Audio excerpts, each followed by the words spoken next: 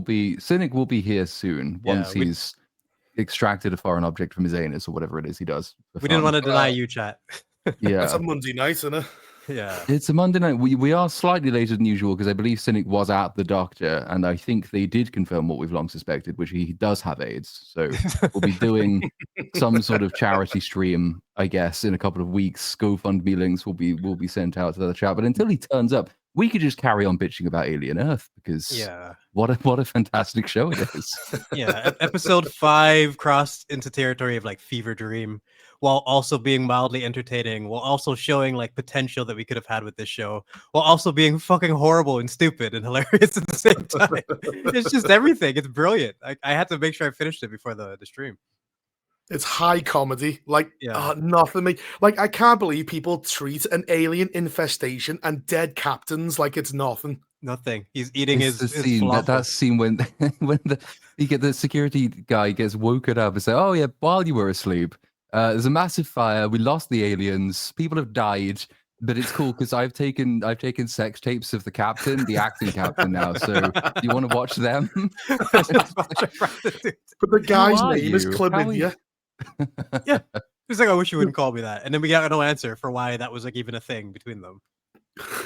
There's so much to process in this episode. It was like there was more content in this episode than the previous 4. I feel like I've forgotten the other 4, where this one is all imprinted into my brain. Like I don't know if there's more content in it or if it's just like more stuff happens. Yeah, the ratio of mistake to minute is greater because there's just so much. It's more high paced, but I think the other episodes are frustrating because it thinks it has something to say and it just can't figure out a way to say it. And I don't think it's figured out exactly what it's saying yet, but that could have made for an interesting show if they'd committed to it. But then I think they figured that we would all be bored by now, so they needed to throw in the action-packed prequel episode where we learned thrillingly that all the people we knew were killed by aliens, they were killed by aliens. Yep. So we get to see that, and it's wonderful. Absolutely nothing. Everything we've seen here, we could have assumed versions of this, but the versions we would have assumed would have made more sense, like proper protocol and not an idiot forgetting to put the cap on. We have vastly underestimated how retarded they are. Yeah, it's incredible. Look what you guys have done to my show. You weren't here to undo it. All right, I'm going to fix We were talking about Alien Earth. We figured, well, you aren't here, and we might as well, because we were bitching about it for a while behind the scenes, and we figured we might as well share our frustrations with the chat. But that does mean that we have not set up the stream in the usual professional way that we've become accustomed to. We're helpless. Like children. Carry on. I'll get it going. I literally just walked through the door 2 seconds ago. You good, though? Yeah, yeah. You good? All good. Yeah, no, we were bitching about it, and it's like, man, their chat should really hear this because it's if this was episode 3, yeah, okay, maybe we could wait. But episode 5 of Alien Earth, just a clusterfuck. Everything about that episode was just either a missed potential or completely retarded or hilarious. And I think this is the worst example of a xenomorph I've ever seen. It running through the hall. How did it not catch that chick? Oh, the number of jump cuts. Like she's saved by the editor so many times. It's ridiculous. It's 2 feet behind her. The camera cuts. It's 5 feet behind her. It's still 5 feet behind her. It gets she's still 5 feet away. Every time the camera changes, it teleports back in time. No, it's even worse than that because it starts off with it showing up and they're face to face. And he judo tosses the chick, the alien, the xenomorph, instead of just killing her straight up. And she has a gun in her hand the whole time. And instead of using the gun, she runs away. She should get 2 feet before getting mauled by this thing, but she makes it all the way to the end of the hall. They keep cutting and cheating. It's so terrible, man. Everything about that chick and her performance, from her running scene to her acting to her failed attempt at being a leader while no one's even paying attention, she should be embarrassed. Like if she's watching this episode with her family, she should be cringing into her seat like this. Like it's terrible. Well, it's half her performance. She's like, in episode 1, no, I don't want to die. Please, no. She's like that. Fucking not even bothered. She's about to be skewered. But like, they showed that twice. This is an alien containment vessel. They have went there purposefully to pick up aliens. This is the worst alien containment I've ever seen. They go, it's protocol to put people in cryo sleep. And then the leech guy, they go, fuck it, let's cut him open. He's dying from blood loss. I think it's time to rip him open. Yeah, there's so many like they mention potential protocols that could work, but then they constantly ignore them. But then there's the worst one. I think it just happens to be the lady of like you can't show us that you have scientists and like people that were qualified to be on the ship, and they can't remember to put the lid back on for a freaking alien species, and that's why it escapes. Oh God! You know, like Twice? why do you have it in a why do you have this alien trapped in something where it can literally bump and knock itself off and break off in your thin little glass? It's just Well, it's almost worse than you're that. setting it up. The actual lid on the containment thing can be opened from the inside of the containment thing. In which case, Yeah. it's not a containment thing at all. What are you doing? I say, well, what is this room? Oh, this is the room where we experiment on aliens that we know are parasites. Oh well, time for my sandwich. I'm Yeah. gonna have food and open drink here. Oh Nothing my can possibly go God. wrong. It's just basic protocol that we all know. Anyone who's worked in any decent facility of any kind would exist, and they're ignoring it on a spaceship. This just can't happen. It's like, But man, this they is something told that if them- they have any interest in sci-fi, they should care about. They've told them that aliens are free and that people are dead, and she's like, whatever, and just messing around with aliens.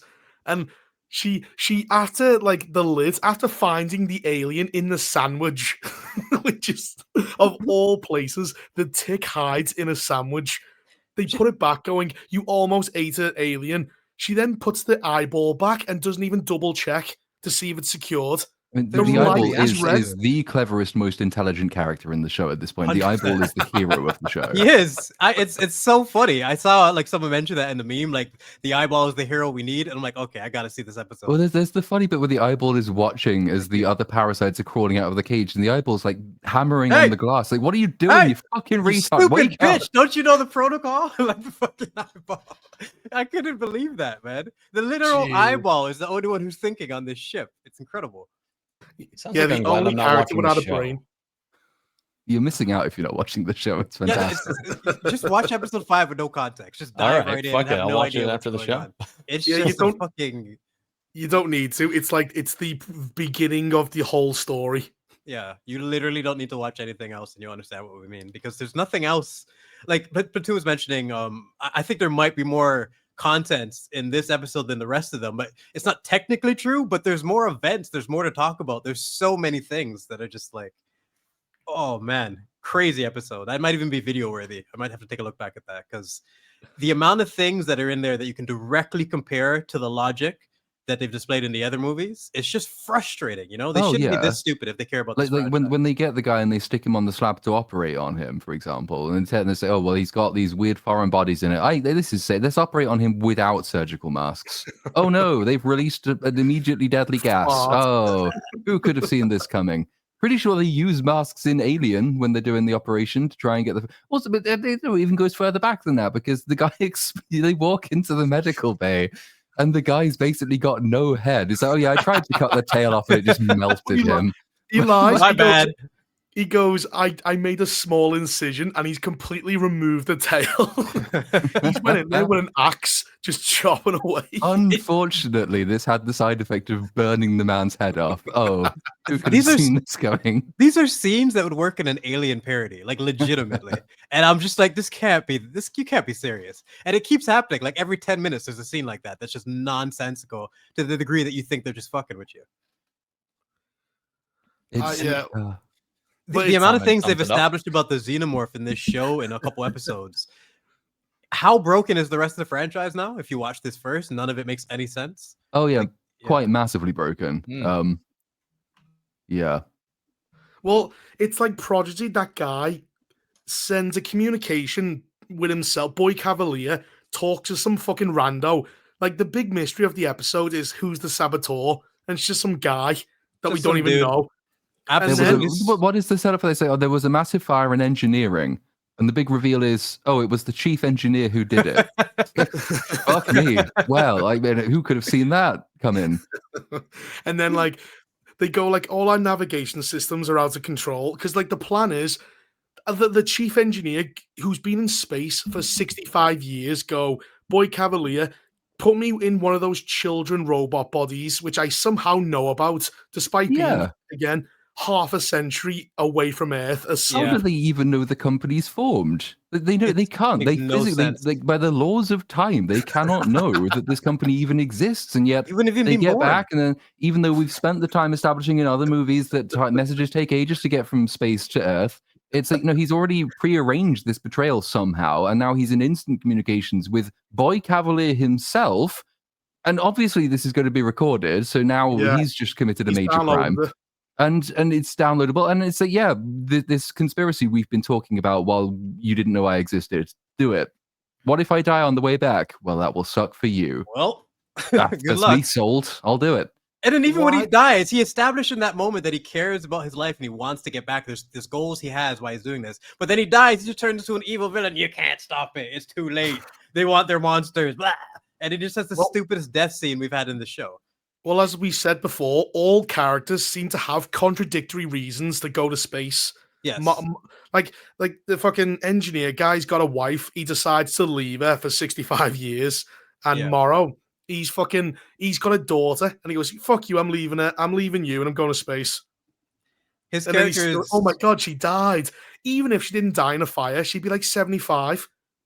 I really want an answer for why he was willing to leave his daughter. I hope it was even something to the degree of blackmail, because his performance is the only thing keeping the show alive to any degree. Because you kind of like everyone else sucks. Like, he's not a phenomenal actor, but he's good when everyone else is trash, and it stands out in a way that's just really clear. Well, if you're 6 out of 10 and you're standing next to a fat girl, oh, you look like a 10 out of 10. It's the pufferfish effect. It's that thing. It really makes a big difference, man. Because I've been watching the show. If he's on screen, I'll watch at normal speed. But anyone else, 1.5. We're moving it up. So if I do a video on the show and call it "Alien Earth is written by dumbasses," would that be accurate? It would almost be an understatement. Generous. Okay. Yes. We're not even exaggerating. We touched about on like 30%, like maybe 20-25%, because we're just casually, riffing on 25% of what episode? Yeah. There's so much that comes before it. We haven't even gotten to the actual topic of the show yet. Get us set up. Let's go. Okay. Before I bring up the slides, which there are plenty today, because there's just not a lot of interesting topics, so I picked like 25 little ones. James Bursey says, Platoon, Guy Fawkes masks don't require a license, and November the 5th is coming up. You have an opportunity to do the funniest thing ever in Minecraft. They don't require a license yet. That's the thing. Although they will need a license, as we discovered. Is it like yesterday or today? Like, apparently now, if you call people a Muppet, you might be able to get arrested. Oh, yeah. Muppet is now a big no-no word because some fat retarded cunts in the police have decided that you're not allowed to say it. What is going on over there, man? Yeah, what the fuck is happening in your country, man? It's 1984, but retarded and gay. it's not even stylish. That's the thing. That's the thing, because you look at 1984, they had drip, they had the cameras, they had everything. You just have frumpy looking police. Yeah. 5 of them turned up to arrest a man for calling someone a Muppet. It's just, it's a comedy sketch. You just have to laugh at it, and then you realize, no, it's actually real.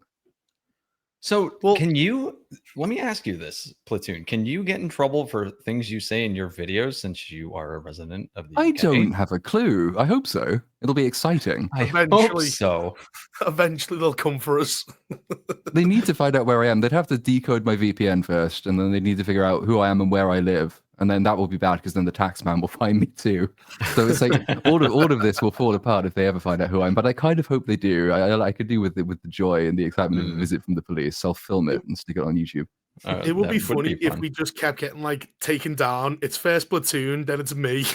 We just keep disappearing. I'll have to collect new co-hosts, I suppose. Yeah. But then they'll have a hard job though, because YouTube's doing the job for them now. Because now, will they even find the video if YouTube has decided that the restricted mode that's on? You're not allowed. I know we said specifically, and we even published a video saying you're now allowed to swear within the first 2 seconds, but we might demonetize you if you swear 2 hours in. I don't. Mean? Yeah, their system is fundamentally broken right now. It's because AI is just going over. Like, they're going to have to reel this thing in. It's going completely overboard. It's something that, like I was saying, it's a band-aid, plaster fix. You can't just slap AI on any problem, because it's creating more issues than the one you had in the first place, right? Yeah. Because I've been doing this for years and never had an issue with swearing, none whatsoever. And having that video get popped up for nudity and swearing for a clip I've used multiple times in the past, and I've used maybe 1,000 F-bombs at this point, and I've never had an issue. So it just doesn't make any Only sense. 1,000. You're Only positively 1,000. polite. But yeah, this is the so for chat who isn't familiar with the inside baseball. The problem is that the inside baseball of YouTube is now becoming the outside baseball of YouTube, in that it's just.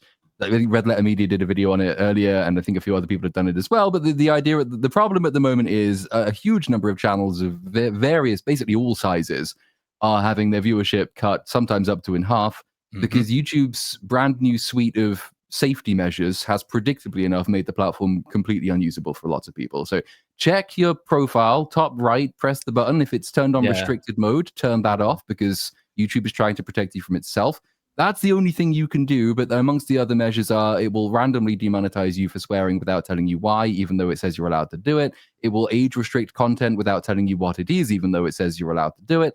And the result has been, like up to 50% view declines for a large number of very big channels, which is worrying for any of us who are not very big channels and who kind of rely on a certain level of performance for long form videos to function.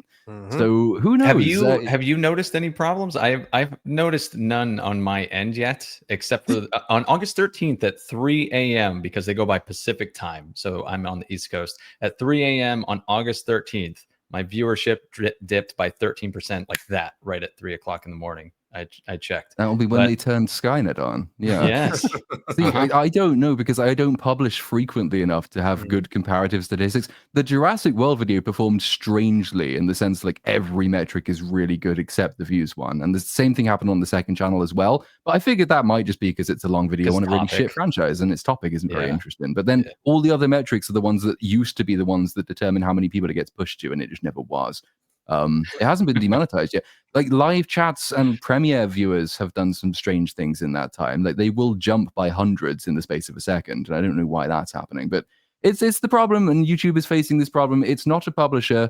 It's specifically prohibited or protected against being a publisher, and yet it's acting like a publisher because of pressure from probably the UK and the EU, which are telling it that you have to, preemptively get ahead of our regulations by upping your safety standards. And that means it introduces a whole new AI suite with contradictory instructions, making subjective calls that AI can't do. So unless they fix it, who knows? But YouTube will get worse until it gets better. The worst example I heard of, Despot's video got removed. Yes. But that was a straight up copyright issue by the director, not YouTube. Well, it was YouTube caving to his copyright claim. I think that's a part of it, because it's so strange that something that we've been up for so long and you obviously had checked out is now suddenly susceptible to that. And the fact that YouTube can't determine fair use for someone like that is ridiculous. And then the same thing happened to me with my video, where it got blocked, the horror video I released a few weeks back. And I've spent the last month trying to tinker with that, trying to figure it out. Blocking the nudity, even though it's not nudity, it's fucking CGI tits, like get out of here. And then now getting dinged for swearing in the most ridiculous little ways. I don't want to like jinx myself, but I have said the CUNT word a number of times in my videos, and totally fine. Totally fine. This is why you're jinxing yourself. There it is, officially jinxed. Yeah, well, now I'm fucked. This is why I don't post videos. I avoid all of this. That's the solution. He found the key. Cracked the code, Reaper. Yeah, just quit YouTube, man, and then you don't have to deal with it. I'm too stubborn to bleep out my swear. I'm like, no, like fuck you, like that. Like I'm trying to figure out a way how I could work around them, but I just don't know. This isn't a game we should have to play. We already played the copyright game. We already play all the stupid games they have to do in terms of fair use. Dude, I shit you not. Crossing a line. A fucking email from YouTube just came in instantly as I said that, and I was like, no fucking way. It just let me know that auto dubbing will soon be enabled on my channel, though. Okay, good. Is it not already enabled? I thought it was already set up. But then even that, isn't that a bit of a problem? Because I turned it on thinking, oh, that could be interesting. I want to hear myself in Indian, for example. That'll be hilarious. But I think, I might be wrong because I've never tried to use it. If it's turned on, I don't think the user can switch. I mean, chat will know because you might have tried this, but I don't think the user can switch it off. So like, if you're using a VPN in Singapore, I think you're stuck with whatever language YouTube gives you. I'm not sure you can actually choose it to go back to the native English. Oh, wait, if we, for the 100th episode, set it in Indian, do we just do an Indian special? We go, hello, sir, have you seen Alien? I'm going to do the dubbing for you, YouTube, and it's going to be incredibly racist. It'll be great. Oh, 20 minutes into the show, yes, we did have a topic we were supposed to start with. Oh yeah. Probably the least interesting topic we've talked about so far. But horror movies are doing very well this year. It's one of the bright spots of the box office. And I don't know if anyone on this panel has seen it, because I certainly haven't. But The Conjuring Last Rites has somehow opened to $187 million worldwide and nearly 100 million domestic. Incredible. This is one franchise. I'm like, how the hell did you guys stretch this out this far? I'm just like, you're still like, extracting demons and like helping families. I don't know. I can understand something like Paranormal Activity and Saw just being stretched out to it just becomes like an event thing. Like we're gonna see the next Saw movie. It's just you just blend into it. And but with this, I'm very surprised they've been successful. They have been, and it's probably the second most successful extended universe after Marvel, right? Connected to Annabelle, I would think the Conjuring verse. Like, more power to them. I love horror, and it's part of the reason you can have such a crazy profit margin with horror. It's just it all comes down to the concepts and ideas. You don't need these giant Marvel budgets. So, yeah, right. And couple that with Weapons being a massive hit as well. And I'm looking forward to October. The Black Phone comes out. Black Phone 2. There are some slides about that. Did you say the Black Phone was good, or because that was the I like that one. Kirby video? Oh yeah, because you liked it, and he said that you were wrong because you right. Everything that I'm too cynical. Yet he took half of the video to talk about movies I gave positive reviews to. Yeah, they'll ignore that completely. It doesn't fit their narrative, so they just completely blank out on that. It's crazy. Oh my god! But no, I love horror. I just wish we had something better than this, making this type of money. Well, this is the astonishing. This is supposed to be the last one, right? They are ostensibly not doing more Conjuring movies, but if it's opened to the second highest opening weekend of all horror movies ever. Yeah. What do you reckon the overall under are, and just coming back and doing another one? The Conjuring 100%. JK. That's the next one. The Conjuring Endgame, man. Like what are they gonna do? The Conjuring meets Insidious. Yeah. Crossovers. Honestly, this fan base seems like they want more of this, and somehow this based on a true story thing just managed to get, how many was this, the fifth one or the fourth one? I think it's the fourth. I think if they've gone this far, they'll make more, because it's just a money printing machine at this point. And Paranormal Activity, that's kind of died down as is, right? I think so. I don't. Yeah, when did the last Paranormal Activity film come out? Yeah. Oh, they always go, it's based off a true story, except it isn't, because there isn't such thing as fucking ghosts and aliens and whatever. Right. These people were either kooks or crooks. It's one or the other. It's the funny thing. When they say based on a true story, what they mean is some absolute nutter made this up in the 1970s. Yeah. And because they made it up, we're saying it's based on the truth. Like, in which case, we could literally come up with a random ghost story now, and in 20 years' time, The Conjuring Part 49 will say, it's based on a true story because these podcast bros claimed that they saw a ghost. Sources, trust me, bro. But that phrase does so much of the lifting for you that you don't really have to go into it much more depth than that. Like, no, you don't. You can put a little caption at the beginning, and then people are like, "Ooh, it adds a little extra element." Have you remember The Strangers? The director and writer said that it was based on a true story, and that true story was when he was a little kid, someone knocked on his door and asked for someone that wasn't there, and then they left. There we go. You got you by a technicality right there. Not. That's the fucking story. But did he lie? But did he lie? Exactly. So that's the funny thing about this. Yeah. That's why I kind of like biopics, because the person existed, and there's certain facts that they're gonna have to stick to. And especially if you know their story, you can actually like look out for it. But shit like this, you can just play loose with it way too much. But I was asking about Paranormal Activity because is there any other big horror franchise that is like pumping out sequels every year other than like The Conjuring? Or are they on top right now? I can't think of any.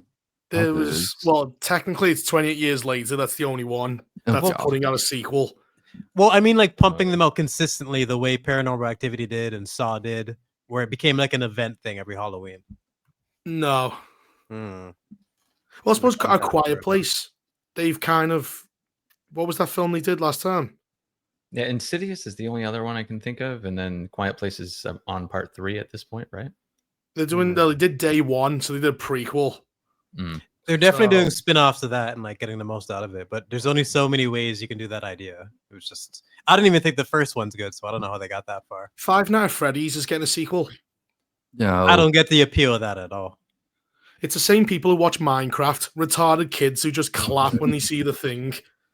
No, like ask any horror fan, 95% of it is crap. And then you get something like Weapons that is like really worth talking about and interesting. Yeah. And even the then, appeal- oh, go ahead.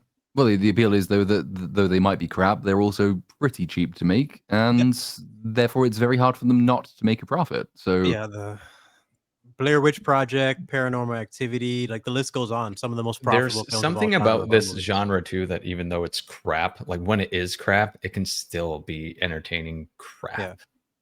Found yeah, I mean- footage doesn't work for almost any other genre except horror. Mm. it would be interesting to see them try it in another genre, but they seem reluctant to do it. But I mean, I don't know. It would be kind of. I'd almost like to see someone try and do a found footage superhero thing, just like from the perspective of someone who has to deal with all the shit the Avengers leave behind them. That could be quite fun. Chronicle is probably the closest thing that comes to mind. You've seen that, right, Platoon? Oh, I don't know it by name. I might have seen it. Ah. Chronicle? I'm surprised you don't know by name. It's the I don't even want to spoil it if you haven't seen it. You haven't seen Chronicle? I don't seen know. Chronicle. I'm bad with names. Cynic, Chronicle. if you know what I'm talking about, you know why I'm surprised he hasn't seen it. It's like it's one of the Yeah. stories I'd reference as to why like people say superhero fatigue and whatnot. The concept of an empowered person could always be interesting in a story. It doesn't have to be Marvel or DC or anything, but Mm. Chronicle is basically like three kids who get like they find this object and it's like made in found footage and they basically get like telepathy and telekinesis and it's Yeah. showing how it affects their lives in a realistic way. It's No, like I a haven't really seen ground. this, but it does bear out the What? point. Its budget was $15 million and it made 126. So Marvel, if you're looking for some profit, give it a go. Chat, seize this, man. I'm actually shocked you haven't seen Chronicle. I really think you'd like it. Yeah, I'll check it out. Really think you would like it. Yeah, Chronicle Josh is awesome, Trank movie's directed sick. that film. He was the one responsible for Fan Stick. He was. No. I watched that the other day. What a Yes. special movie. I'm Chronicle is something that like when you watch, you'll just be happy that it exists as a reference and for a conversation point. It's such a good movie. Does Josh Trank have any other films, or is he just like dead? I think Fan Stick killed him. That was a while ago as well. I think he might be actually dead. Because of Fan Stick. Yeah. That's funny. Well, speaking of dead, is anyone talking about Fantastic Four anymore? I almost forgot that movie like came out this year. It feels like it was like 9 months ago. We talked Nope, about it the had a great- 2005 one on EFAB. We're not talking about the current one. No, it had that really awesome opening montage and then forgotten about. Yeah. It's just about made indeed. 500. Did it make 500 million in the end? Good question. I think it just crawled over it in the way that Superman just crawled over 6. 600. We're gonna talk about that again. I 650. can't fucking escape Superman news. I can't because my is- video is coming out this week. I've been sort of putting it off, hoping YouTube's stupid AI shit dies down, but it's going to piss people off either way, so I'm just going to release it on Sunday.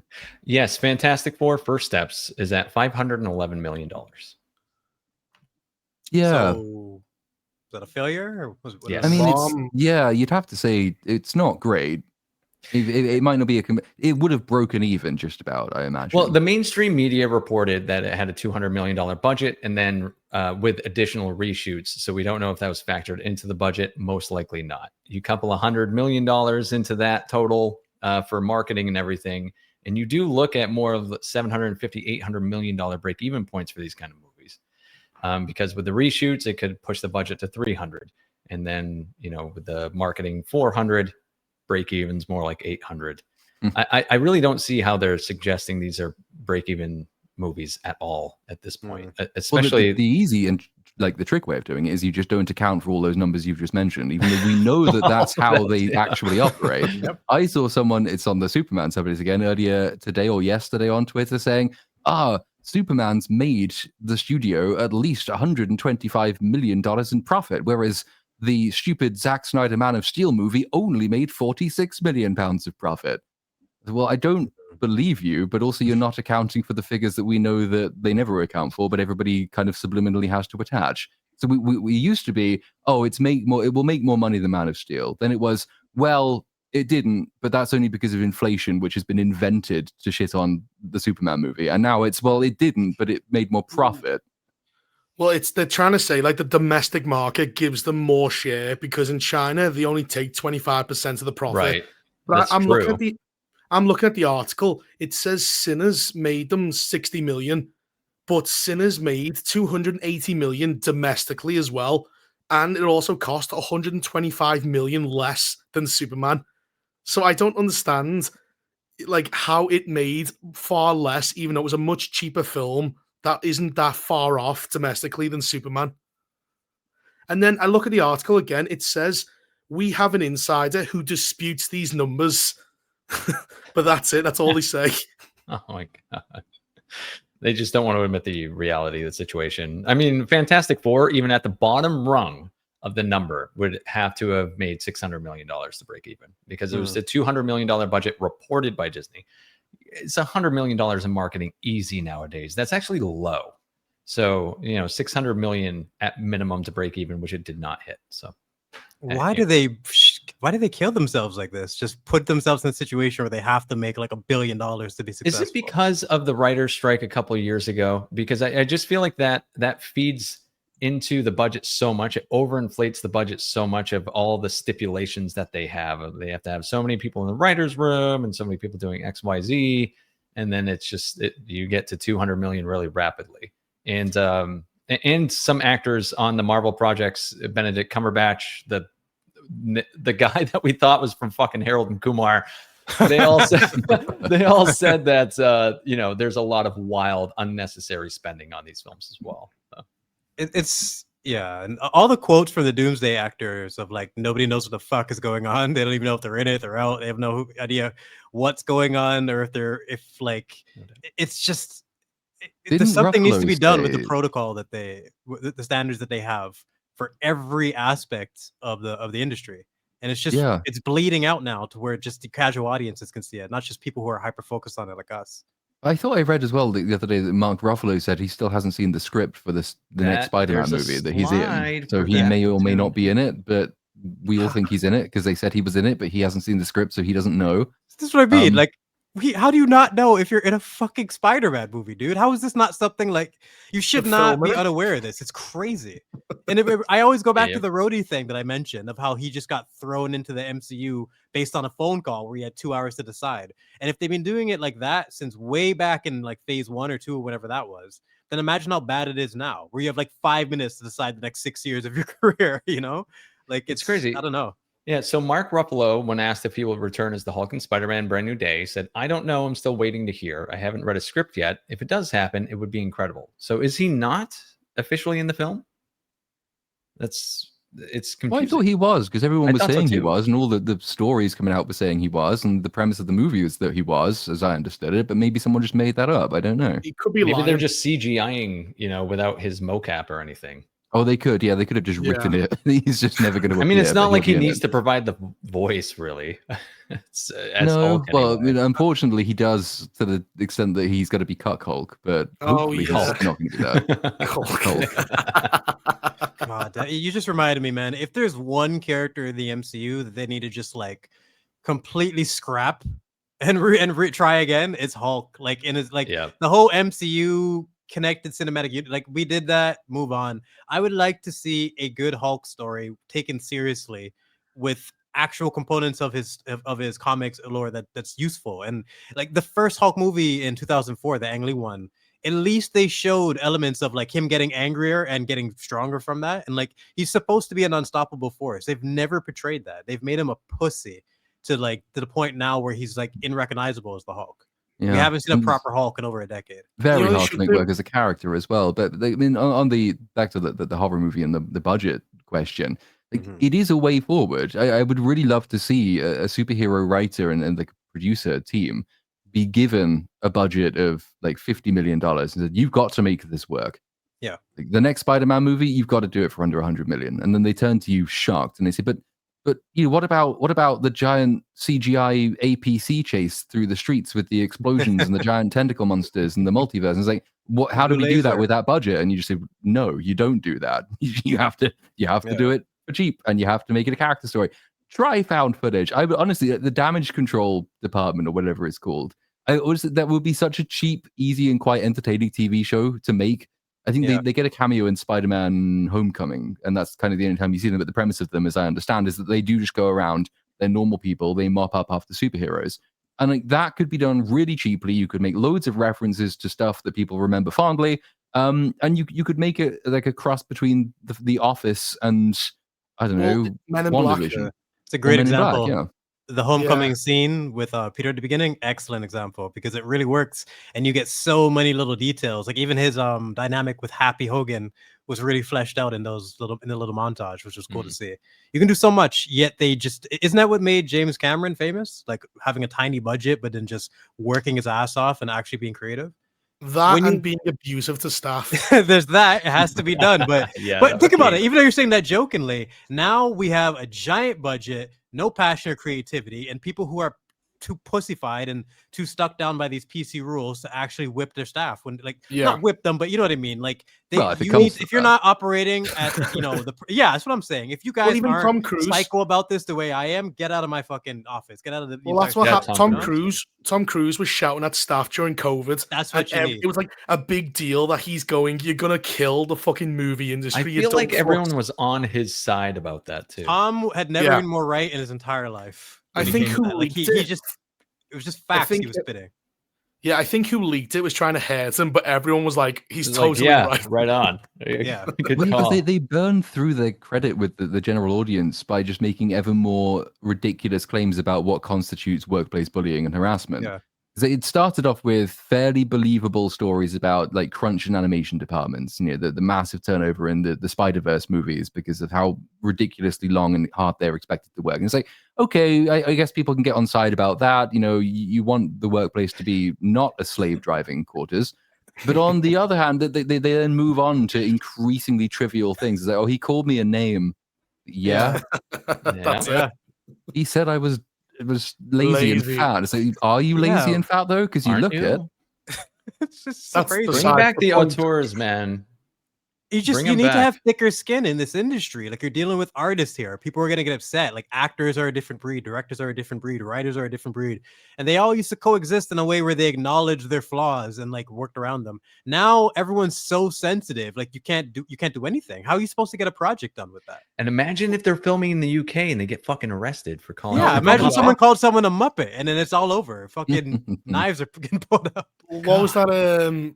Christian Bale. Oh, good for you. Oh, as the good for comment. you. Like that You was want like me to trash your lights? You want me to fucking trash them? It's not that big of a deal. He just kicked off. That's it. And it But was even everywhere. even that moment though is what I'm highlighting in terms of the difference between the lighting guy and an actor. An actor to me is like, are you? I'm trying to get in the mode. I am like, I'm in character right now, and you're just gonna fucking walk on set. Like he didn't realize the fuck up and the magnitude of what he just did. But for an actor, it was like the ultimate disrespect. So I get that with Christian Bale, even like the Tom Cruise one is obviously way more justified. But even with the Bale one, I get it. Like you just I don't know, you know what I man. mean? He But did. it He wasn't went Bale- on and on. He did, but wasn't he on like the 30th take of a single scene or something? And like Yeah, he'd been doing exactly. this massively long day, take 30, and the one time it got right, this lighting guy walks across. Like you don't defend the response, but you understand the response do. and why he got Exactly. so angry. It's- You know it's- what's it's- funny about that too was you could tell who was really in control of that movie because a guy who goes by the name of fucking McG, only McG, that's his full name, was directing that film, and Christian Bale was like yelling at McG to do something about it. He's like, "You're not gonna fucking do anything. I'm gonna do something." And McG was like, "Okay." I hope Okay. Bruce is all right. That guy. Shut up, Bruce. That fucking dude just caught us Yeah. straight out of nowhere, man. did. I hope he's all right. Bruce, if you're out there, I hope you're okay. But yeah, like Platoon was saying, there's a difference between an excuse and an explanation. I understand why he snapped. I don't condone snapping to that degree, but it makes sense. You fucked this take up after all we've done to get it right. You're just gonna waltz right in. You fucking moron. Like I get it. I'm sure he regrets it. He doesn't, hate the dude. But yeah, professionally, we're done. I never want to work with someone who doesn't understand. You're what a line nice he just guy. dropped. You're a Yeah. nice guy, but we're fucking done professionally, man. We're fucking done. That's brilliant. Like, Fucking accents plus are amazing. the film is shit. He knows it's shit, and it's like a disaster filming. Yeah. So it's Exactly. like, I'm forced to work on. Like, didn't Ben Affleck have like a miserable time, and he started drinking again because of Justice League? Yes. Yeah. I did Like, hear this. working 3, 4, 5 months doing reshoots on something you know is dog shit, and then you have to go out and do a press tour going, watch my movie, even though you know it's shit. That's got to be Wasn't that, miserable. Well, Kit Another thing Harington. with Sean Connery in The League of Extraordinary Gentlemen as well, because the director for that, I think, was just mad and shit. And I'm sure I read that Sean Connery himself was involved in editing the movie even to try and make sense of it because the director just didn't do his job. Kit Harington going into rehab after season 8 was like, that's the one that just shocked me the most because there's so many examples of people just crumbling when they know their fucking story is ruined. And, you know, it's shit. And they just start drinking and they fall back into their habits. Like, I felt bad for the dude. Imagine being Viggo Mortensen and you get the script and instead of him becoming king, he kills himself. Yeah, exactly. You go off to the north and become a bum, Vigo. And you, and your fucking lines are shit. All you say is, I don't want it. like, it's just, you would never fucking imagine that in a million years for these characters to deserve proper payoff. So I understand when people just even Tamora Morrison. Go ahead. You're the first person to mention Game of Thrones this episode. I was like, fuck. I was like, should I? But no, it's fucking relevant. Kit Harington literally went to rehab after that. That's how bad it was. So yeah, that's a meta thing outside of it. It technically mention. Doesn't count. But if you like working on a terrible film, whereas you look at Weapons, all these people took a massive pay cut to get into it. What was the budget? Like 30 million, 35 million-ish. Yeah, I thought it was 40, but you could be right.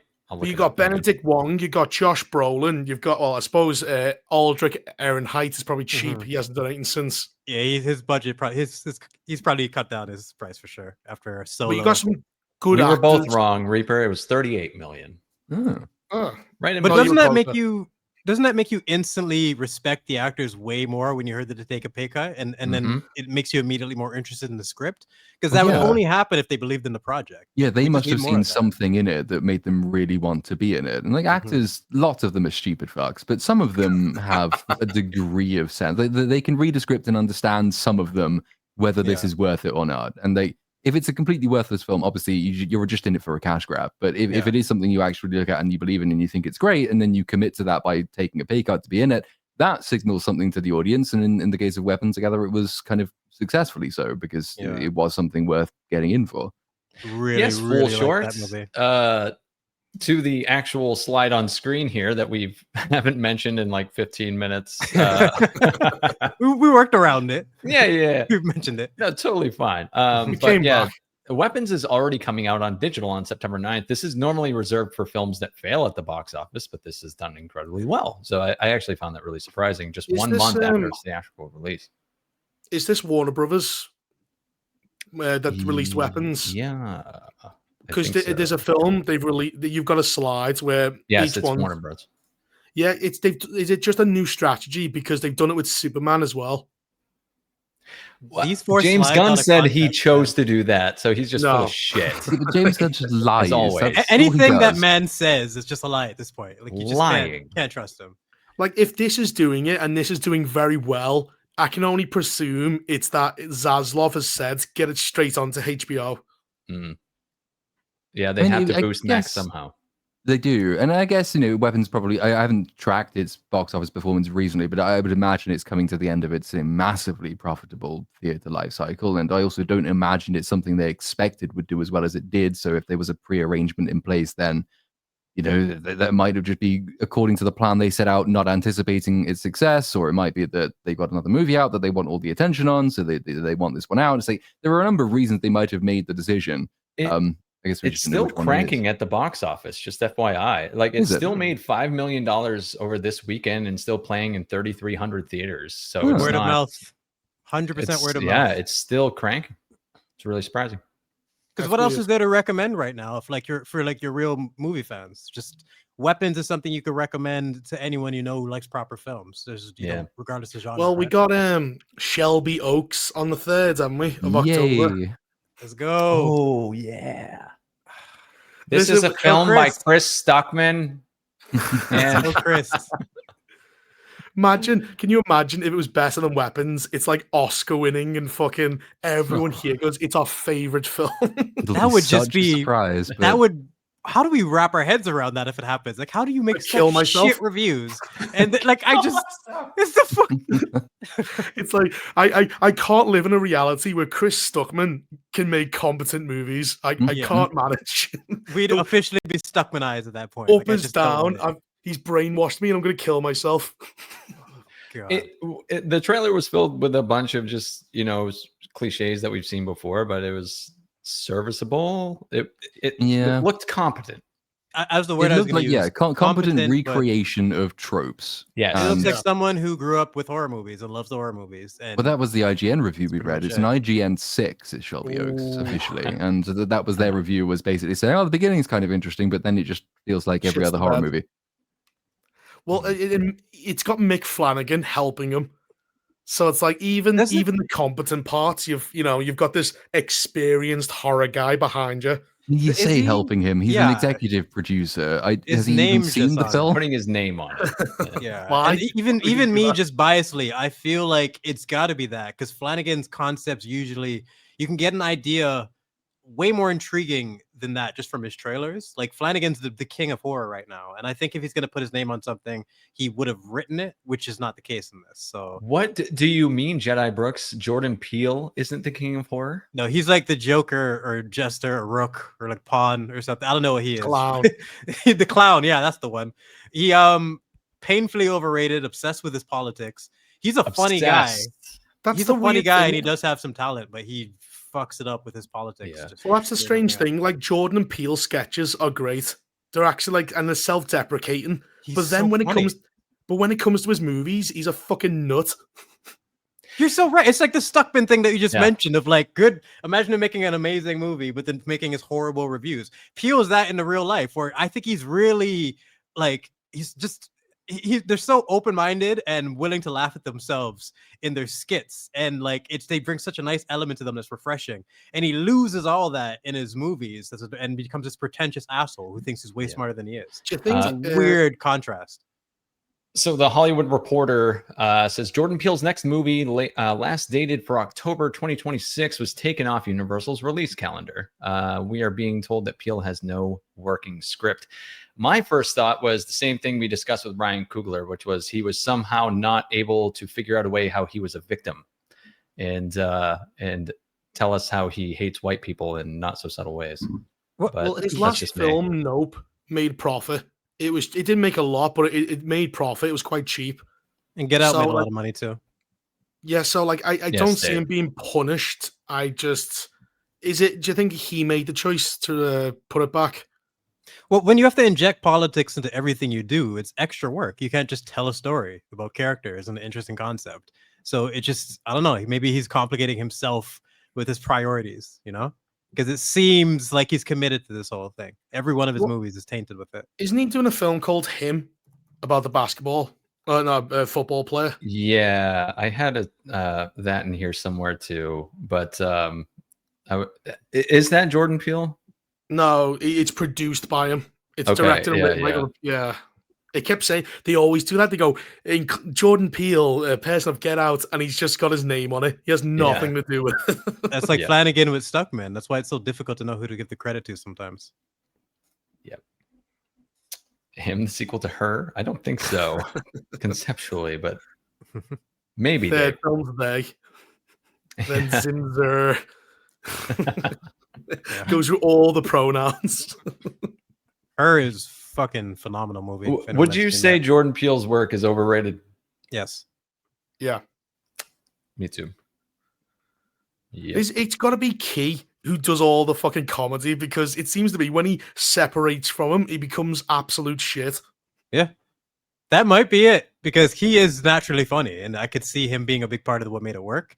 And now we're seeing the other side of it, where Politics Peele comes out. Yeah, Hims does sponsor a number of podcasts, doesn't it? Not this one. Hims though will take a sponsorship. The last time I saw Key was in The Predator, unfortunately. Like, what's he doing? Oh man, I forgot about that. Is that the one with the autistic children? Yeah, he was The next stage of human evolution, you mean? the Autism Hunters. Oh my god.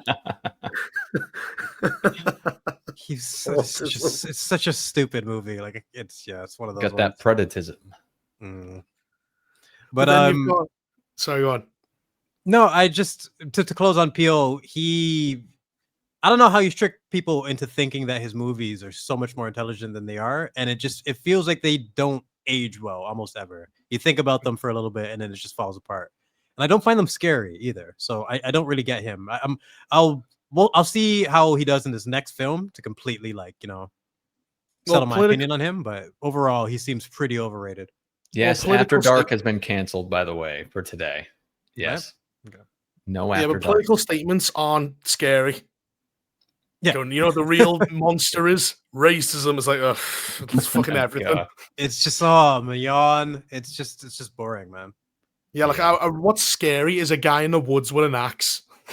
That's scary. Making us believe that the guy in the woods with an axe can actually threaten us by giving us characters that are responding in a realistic way. The moment you make them retarded, like Alien Earth, it loses everything. That element of realism. It's so hard to maintain that illusion, but you can do it if you have talent, and they just fuck it up constantly. I don't know. But you know what? Because the next slide's Superman.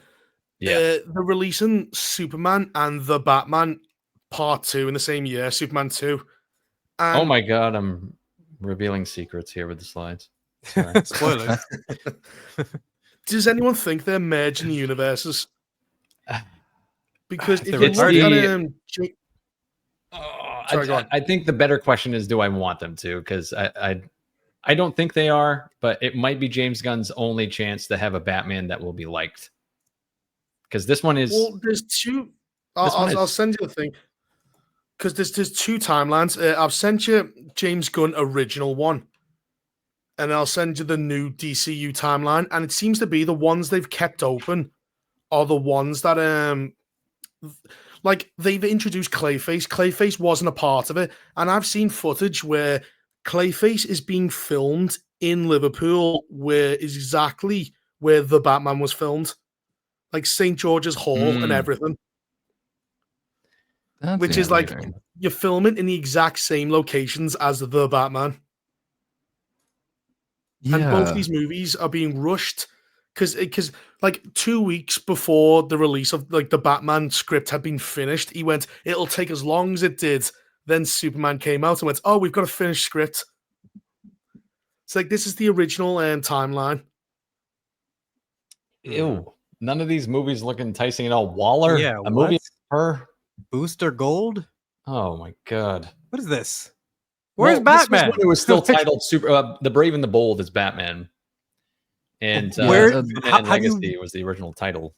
I'm sorry, not having Batman in your Batman movie, like the title that's just a mistake. Like, but they've done that with the next superhero, the Man of Tomorrow, whatever it's called, doesn't have Superman in the name yet. But the common theme for the Gunverse so far has been not only that virtually none of these movies will ever get made because they've changed it up so much, but also their original quite shit titles invariably get changed. It was Superman Legacy, obviously a bad idea.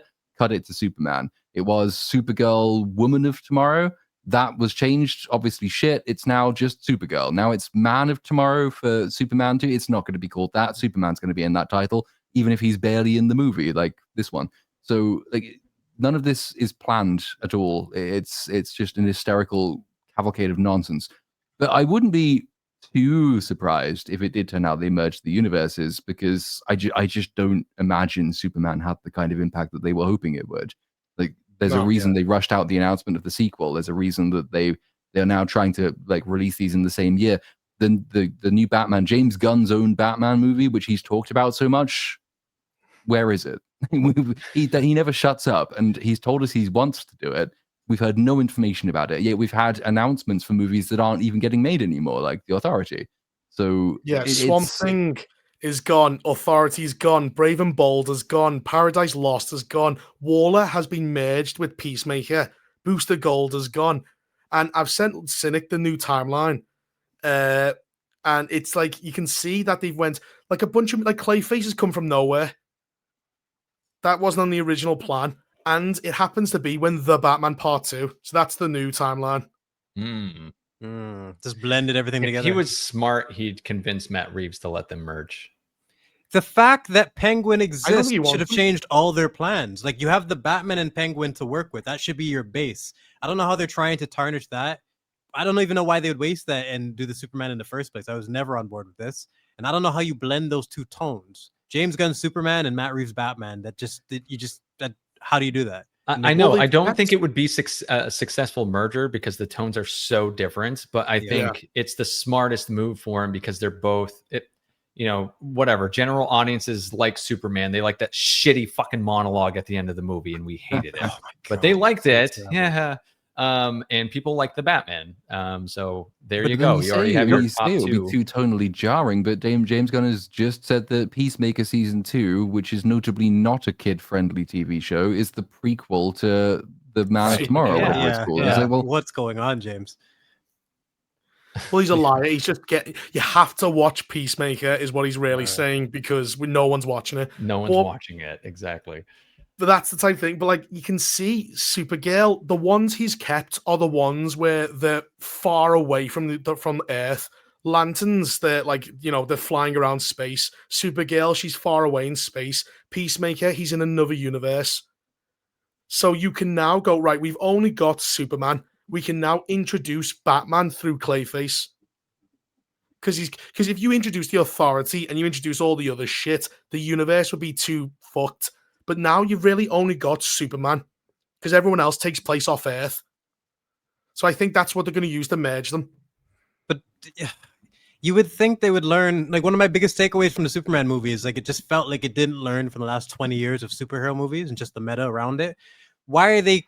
Look at the MCU now, where they're completely trapped in this crazy cinematic universe clusterfuck. Why even do this to themselves when they had a very simple premise to work with? They could have built up the Superman in a proper way and just work around the Penguin and the Batman. We should have had the Batman 2 by now. It doesn't make any sense. It's just not a good business strategy. The fact that it's going to take 5 years for the sequel's wild. I've also found new evidence because there's a newspaper stand someone's took a picture of, which I'll send a picture of it. And on the newspaper, it says Bliss. And Bliss is the drug that was in Penguin. On the mushroom, that red stuff. And that's from Clayface, that image, is it? That's in Clay. That's a newsstand on the set of Clayface. I've sent you a picture. Yeah. And it's got in the top right corner, you can see the word. I'll get another picture that's zoomed in. But like, you can see the words bliss and drug. Huh. All right, there's a zoomed in clear version. I'll send fuck off. And then there you go. Then I've also got another picture of him, Clayface, dancing on the St. George's Hall, exactly where Batman was. There you go. Whoa, okay. Huh. So like, it could, I mean, Would could just be a cute little reference to something, but yeah, we'd have to see for sure.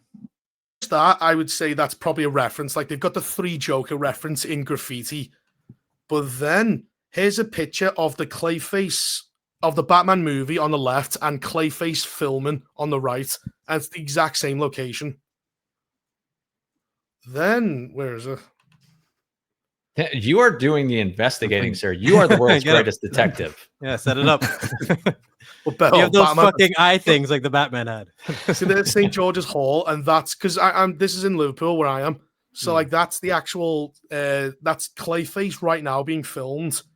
Then I've got another. This is him. You won't be able to see him that well, but this is him on set dancing down the stairs, kind of. So this makes me think they're definitely merging the universes. See, that's him dancing on the same set. James Gunn keeps saying that he doesn't know how to handle Batman, and you have it's a little more controversial to say that the Batman is a well-liked version of the character as compared to like Christian Bale's or whatever, but it's still reasonably well liked. Yeah, it's still reasonably well liked, and why try your hand again when you're just one movie deep into this. Yeah, so it's a good starting. If James Gunn doesn't know how to make a Batman movie work or tell a story that hasn't already been told, but evidently it's possible because Matt Reeves is currently doing it. Right, he's doing it right now. Yeah, he has ideas for his universe. It's already been proven that universe has franchise potential. It's already been spun out into Penguin. There's a lot of potential there. Loads of world building stuff that James Gunn is shit at has already been done for him. So I might even be an improvement if you bring Matt Reeves into the Gunverse, because someone somewhere in that creative mess needs to have a bit of sense. The problem in the Zaslav's Batman. awesome. Go ahead, Rupert. Sorry, go on. No, go ahead. Well, do you think James Gunn, because James Gunn wanted to do Damian Wayne, who isn't he like the least popular and the most edgy? Yeah, he's edgy. He's a fucking brat.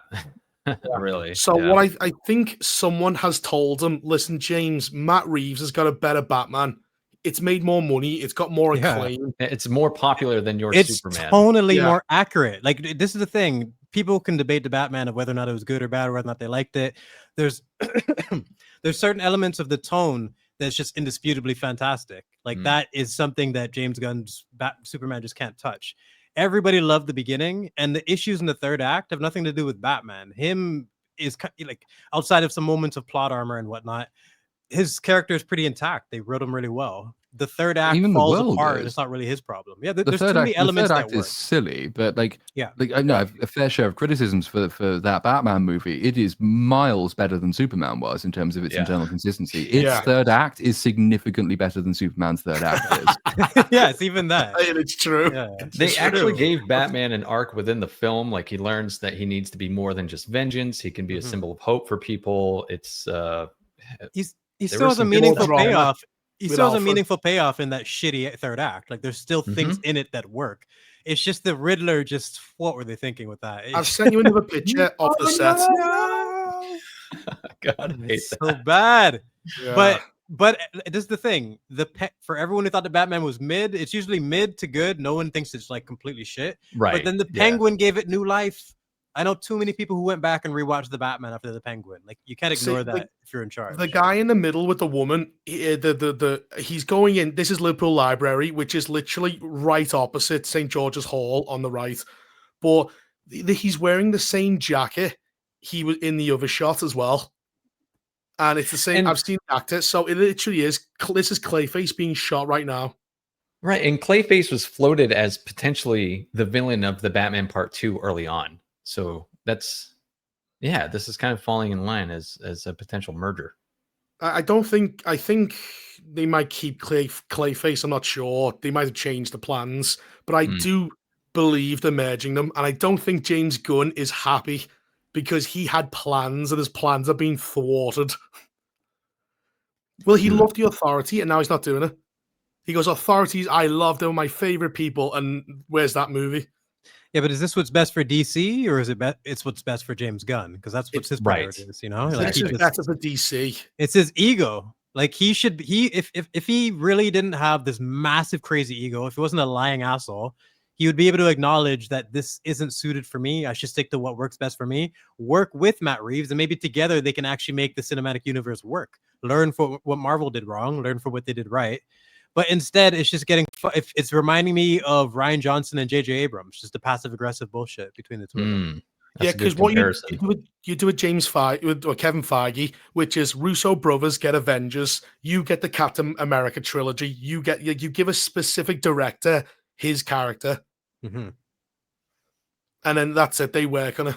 But no, that's not James Gunn's like Palpatine. I want unlimited power. He wants it all, man. He just can't. Oh man, it's just a shame because DC needs a win. They've had like 20 years of crap now. Well, here, Brooks, according to Variety, Superman is expected to generate $125 million in profit from its theatrical run. I smell shite.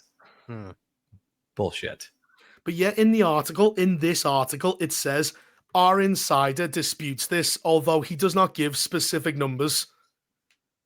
So why would you write it if your own insider says no? Yeah, this is spin. It's all the cope bullshit. around this movie. It's just, I don't know. All the discussion, nobody's talking about the film. There's no discussion about the characters of the film. It's all about the budget, the cope, and the meta around it, which is just one of the most annoying things about in the film. Yes, it's hard. What is that? I had this problem going through the character wrap up section in the Superman video I'm doing. It's like there's a lot to say about Lex Luthor in particular because of how massively broken he is. there's about half as much to say about Superman because he's so one-dimensional throughout, and there's no Clark Kent drama, there's no real relationship drama, there's no dilemma, like there's nothing very much to say. So you can talk a lot about what isn't there, but not so much about what is. But once you get past those two, there are no characters. There are a few gimmicks. That's it. Like the Green Lantern is a gimmick. He's there for 2 jokes. Hawk Girl is like she has 3 lines of dialogue, and one of them is a war crime. Like, what else is there to say about Element Man? He's there. Okay, He is there. Lois Lane, like People hard-hitting, say amazing journalist who never Mr. ever Terrific because he punched people. But Mr. Terrific again, he's there because the performance is good and like the personality. Like he's sort of got the humor lands, I think, which isn't really a character thing because like the humor isn't based in his character except insofar as it's sort of an outgrowth of his personality. If you were to put another character there with the same basic jokes and the same sort of standoffish personality, you'd have as much to say positive about them because it is kind of a gimmick. It's not really a character. The garage door joke when it opens slowly, that was shit. Oh my god, that kept going and going. No, even as all his jokes aren't even good. He just has that one shot scene where he punches people. Yeah, I didn't find him funny at all. None of the jokes really landed for me in this movie. And like you were saying about Mr. Terrific, yeah, it was strictly the charisma of the actor. There was nothing writing-wise doing anything there. It's just... Even his fight scene, I found frustrating because they kept showing Lois's reaction instead of actually focusing on the fight. Yeah, people praise if you it like focus on the fight, then you realize it's got most of the problems of the final fight scene in The Flash, and that people are just running in random directions, doing nothing, no choreography, no tactics, there's no actual thought that's gone into staging. But it has a really great song playing over it. Oh, it does. James Gunn's got a great mixtape, so yeah. It'll distract you. It really does. He knows the trick. It does, man. Because when it ends on Punk Rocker, that's a very good song. It's a good song. So it leaves you leaving the theater. The song puts you in a good mood, and it tricks you into thinking, was that an okay movie? No, it wasn't. No, it wasn't. It's awful. It's got some good songs in it. That's it. Well, yes. Not to change the subject, but is fucking Alien Earth trying to do the same thing? Were they playing Smashing Pumpkins at the end of the last episode? Yeah, they cut to some freaked me out. The fucking ending every single time is some like 90s rock or something. Like, wait a minute. And it just seems so... Go ahead. The whole thing of Superman, which is like, oh, being nice is punk rock, and then all the fans are going, I hope you die if you don't like this movie. Yep. Most psychopathic. Like they talk about Zack Snyder's daughter, and you're going, "You fucking lunatics!" But nice as punk rock, unless you cross me. Yeah, if you criticize the movie, they will be vicious. And that's if they're not just reposting the dumb internet troll monkey meme and not realizing that that's what they're doing. Yeah, they would just quote Hot Girl and say, "I'm not Superman," as they call you. Oh, don't even get me started on that bullshit. It's just that whole end scene. It's like Superman's example, which, by the way, no one has seen him set. That's what inspires them to go to Jarampur in the first place to save the poor brown people. And then she does that, and then she's like, well, even though his example is what inspired me to be here, I'm not Superman, so yeet. But Superman kills his twin, so he does kill. Superman doesn't kill. Yes, he does. And then just like the closest thing he has to family, basically, except for Supergirl, who isn't in the movie yet. And it's like he just memes. He tells a joke. There's no reflection on it, and makes no. He tries to appeal to the humanity in the engineer, who doesn't have any humanity, because as she reminded us at the beginning of the movie, I sacrificed my humanity in order to stop them. She doesn't have that. He tries to appeal to her, but not to his cloned twin brother. Great. But then he uses her like a weapon after balancing her around. So you're completely like 2 seconds later. The next scene. So you have no idea what he, like, by the end of the movie, you don't know his thought process behind murder, his moral. It's just, you have no idea what this man thinks, how he feels. And this is the movie to establish these things. It wasn't a Superman movie. It felt like he was featured in it, and they were trying to set up all these other things. It just, and they still aged like shit already, in my opinion. I don't know how people defend it. Especially the love of that final monologue where he's talking about being human. The behind the scenes really reveals that David Cornsweet was fucking right to question that shit. It's a terrible scene. It's awful. Shit, I come, I'm human, I do everything. It's just like, what the fuck are you rambling about, bro? Shut the fuck up. This movie didn't earn that time at all. Like I couldn't fucking believe it.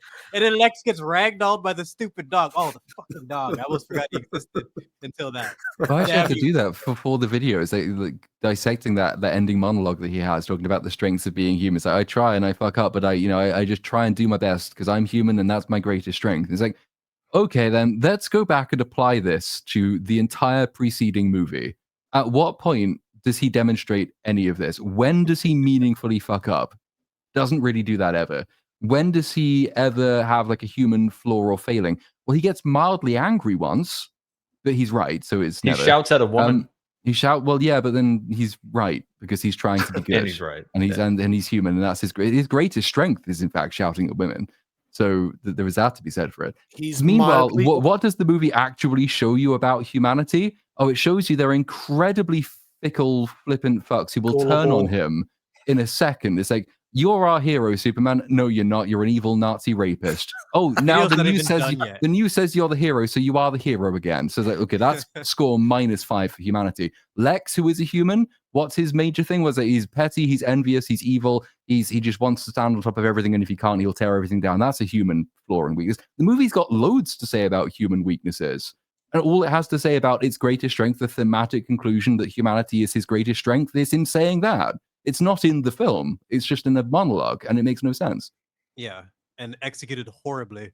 Just the idea of show don't tell is like just fucking out the point window. Of this movie. Yeah, they just kicked it off a fucking cliff, and I thought it would be better than this. I didn't think it would be an amazing movie or whatnot, but I thought James Gunn was competent enough to at least understand the bare minimum of what he had to establish with this character. And instead, it's like I like Superman even less now after this movie, and I was never a fan of him to begin with. And Corin Sweat, I feel bad for the dude because he's going to be known for this is him for the rest of his life. Like he's going to be remembered for Superman. Doesn't matter where his career goes. It's almost like Adam Driver and Kylo Ren. Kylo Ren could have been awesome. He really, really could have been. Adam Driver's a really good actor. He's gonna go down the list of someone this dude could have been a good Superman. He's got the look. He seems like a nice guy in the interviews. He's I don't know. It's just a shame. I'm tired of seeing people. I can't believe we watched Cavill get fucked over, and now we're watching this guy get fucked over. Like it's just this role is a cursed role. Yeah. But the thing is, it's going like it is a cursed role. Yeah. In Superman 2, they're saying, well, all the characters have come back, including Superman. When I best hope so. It's fucking Superman 2. Right, it's fucking Superman, you dumbass. Of course. Everyone's going Superman back. Will be in Superman 2. It's just like, what the fuck? What are they doing, man? I noticed here. So this is apparently, take this with a grain of salt, DC Films net profits, and it's always Superman at the fucking bottom. Like Batman versus Superman, Man of Steel, James Gunn's Superman. The only thing lower was Shazam, really. Everything else is made more.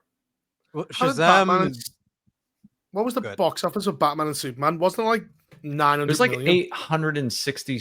860 million, something like that. It didn't hit 900. That was trying to jump on the hype of Civil War or what it was. What's the timeline now? No, I do believe Batman versus Superman was, I think it was announced first, and that's when Marvel said, well, we'll put Iron Man in Civil War. Go fuck yourself. I thought it was the other way around. Or no, it could have been. It's been a long time. Cynic, you might be right, because one of the main things I know about Civil War is that Iron Man wasn't supposed to be in it. So maybe putting him in it was a counter to that. You know what? Fuck you. We'll call Robert right now. You know? And the film was better. 1,000 times. It's my favorite superhero film compared to Superman. Batman Superman is like a joke. But if Batman v Superman made nearly 900 million, then how did it lose 105? Oh no, these aren't lost. This is profit.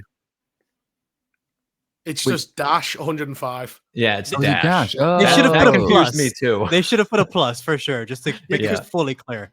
There's a space on the left and there's no space on the right. Yeah. They definitely could have used the plus to clarify. This graphic sucks, but it's really, the only one I really can find. stupid though, because I knew the other ones had made a profit. I just didn't register the minus, so it was like, okay, that makes sense. Yeah, I mean, I still don't believe them, but now for a different reason. So that's great. Yeah. How come Aquaman's only 260 when it ain't like a billion? Joker's I think budget. because most of its money was made overseas, and they get less and less. Well, Aquaman probably had a giant budget to work with, where Joker's was like 50 million. So the profit margin could have been greater, and they both made about $1 billion, right? Well, they split Joker between 3 companies because they didn't believe in it. Oh, Jesus Christ. Right. Victor asks, wouldn't Joker's be much more? And that's why it was financed by 3 It was only 60 million. 60 million. He went, no, we're going to take the risk with 2 other companies, and they got 1/3 of the profit. 50 million should be the standard for superhero movies. Just do them with people who have talent, because these characters are so compelling, like on their own. You don't need much. Like even Kenobi, a lot of people were theorizing what could have happened in that show, seeing Obi-Wan just living on Tatooine, trying to hide the fact that he's a Jedi, do what he can to protect Luke while, hiding his identity. There's a lot of different things you can do for cheap that would have been fun with a character that we're willing to follow. What's stopping Marvel from doing that? Except them being morons, There's no reason to have like a 300 million budget I just don't get it. It's crazy. It's like they don't understand how stories work. Yeah, they suck ass. Yeah. Like 125 million for 600 million on a 225 million budget. I don't see how that makes that much money, even if it's all domestic. Which it wasn't. It's like, was it 300 and something million domestic, 200 million abroad? You can make like quite the discrepancy. You can make 12, 15 Godzilla -1s for that. What's the math there? It's just, think about all the great movies you can make on a budget. If you just like, I can't believe that movie was like $12 million or whatever it was. And yeah, we're stuck on this. It's one of these the massive budgets. You can't even blame them on hiring big actors, big names, because like David Cornsweet was paid like $750,000, I think, to be Superman. Mm-hmm. He's the lead. Who's the biggest name? James Gunn is the biggest name. Nicholas Holtz, James Gunn, and you're totally right. There's no one to blame when it comes to this stuff, and that's why I think Doomsday is going to be the ultimate clusterfuck, because you have everything: ballooned budgets, crazy CGI graphics that you're going to need, and the most expensive actors you could think of. Yep. Well, we said this last episode. The real success is how much does Superman 2 do? Because Batman Begins does 350, Dark Knight does $1 billion, Iron Man does 300, Iron Man 2 does 800 million. But Batman Begins has arguably the best ending of almost any superhero movie. It sets up the Dark Knight perfectly. What did this movie set up? No, Supergirl, another franchise, not a sequel to Superman. One of the best endings ever, when he flips over the card and you have the Joker and you realize, oh shit, you guys do it. You can do Joker. Fuck, I'm excited for the next one. Compared to this, where it's just drunk fucking Rhaenyra. Like, what am I gonna do with this chick? I don't know. Millie Alcock is hot, but I don't think she's gonna carry a Supergirl movie. Wouldn't you say Lex Luthor he's not nearly a Joker level, villain or anything as far as popularity, but wouldn't you say that's Superman's big villain, right? Is Lex? I mean, he's the only Superman villain I can name, I think. Bizarro, which they essentially had in this movie anyway. Parasites, they have Metallo. Brainiac, right? Is Brainiac. Fucking Darkseid, that's about it for me. Well, Darkseid's kind of like a Justice League threat, but he's got the main relationship with Superman, kind of like Iron Man and Thanos. Oh, yeah. But like, it takes the entire Avengers to fight him, or the entire Justice League in this case. Oh, yeah, of course, Doomsday, who's just a big retard. Yeah, does he have any interesting, like, I think that's one of the big things that just keeps him back from Batman. Batman has so many interesting villains that like sometimes they're more interesting than him. Like I heard a lot of directors had issues making Batman because the villains are more interesting than Batman to them, so they end up becoming more about them. And Batman is not always the focus. That's what they wanted to change with the Batman Begins and the Dark Knight. But all the villains are super interesting. I can't think of a single one for Superman that's compelling. Zod on a farm. I will find him. His fucking performance was just crazy in that movie. Over the top. Yeah. Yep. And he's a good actor too, so you feel that was just shitty direction from Snyder. Yeah. I love that bit though, where he's killed all the city. He kicks a gas tanker at Superman. He doesn't even try and stop it. He just jumps over it to look cool, and the building behind him just blows up. Literally, while there's 50 million people dying behind him, it's like it's a child smashing their toys together, and you have to think about it for 5 seconds before it falls apart. But it's a young Superman. He doesn't know any better. He's a But you fucking should know better, murderer. Zach. You should know better. You wrote He it. doesn't Like, you know made how them. to protect people yet. The fuck? Well, what's that? He spears one of the fucking Kryptonians through like a big mill and then into that small town, and then he's throwing them at like trains. And it's the fact that you know he can de-escalate all these situations so much quicker. Just grab them and bring them into space. Done. Yeah. Mm-hmm. So is this the sketch James Gunn saying that fucking he's gonna come back, Lex Luthor? Of Well, course. He's Yeah. gonna need some crazy Ultron Iron Man suit. So like, instead what else of can you do? putting in a Superman power equivalent villain in a suit like he did in the first movie, a human being is just going to get in the suit and fight Superman. Okay. And it's going to be So- absurd given that what we know Lex can do. Yeah. This is the major problem with the Superman movie we've got, is that he's unusable. You can't bring him back. Like, you have to nerf him significantly and hope that the audience forgets what he's capable of doing. Like, how is building himself a suit? I guess maybe a suit Team with up. kryptonite in it or something would be useful, but is it going to be more useful than just summoning another black hole on a whim? 'Cause that shit's retarded. You're right, Platoon. They have to cut all that away. I think one of the only ways to fix him is remove him from all that tech, have him be in jail, and show us his intelligence as he finds his way out of jail. Maybe gets a crew, talks his way, Tyrion Lannister style, like where he talks his way into some type of situation, and then you can actually see the big brain that they've been bragging about this entire time. But instead, I feel like we're gonna get the fucking idiot that we got from the first film. So Look What's at the big Superman- brain on Lex. What's Superman holding in his hand?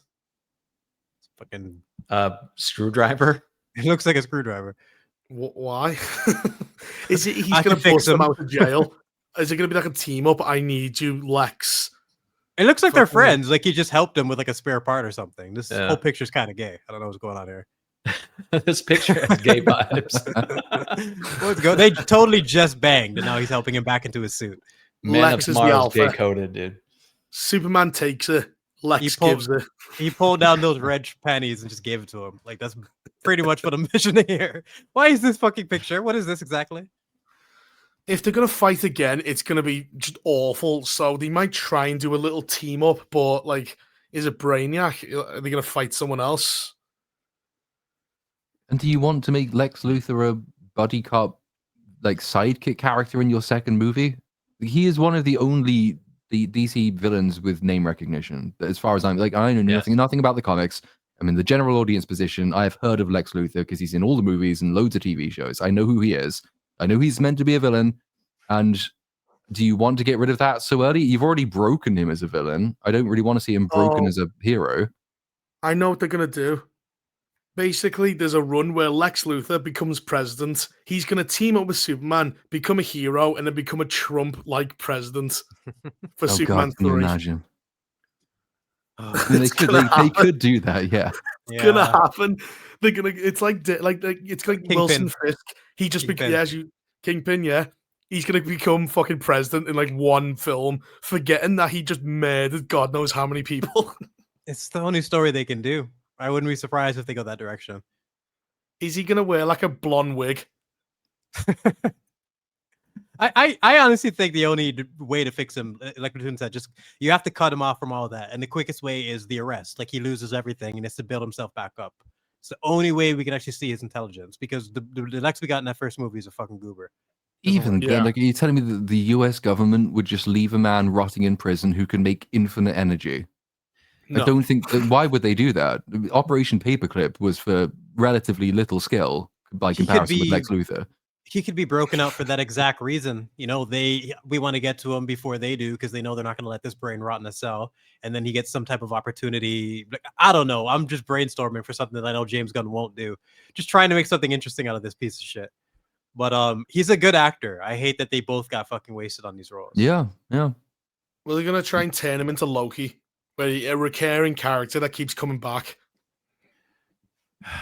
Poor But then Loki. you can't. Yeah, then you can't make him more powerful than God in your first movie. It's impossible. It's gonna be nerfed.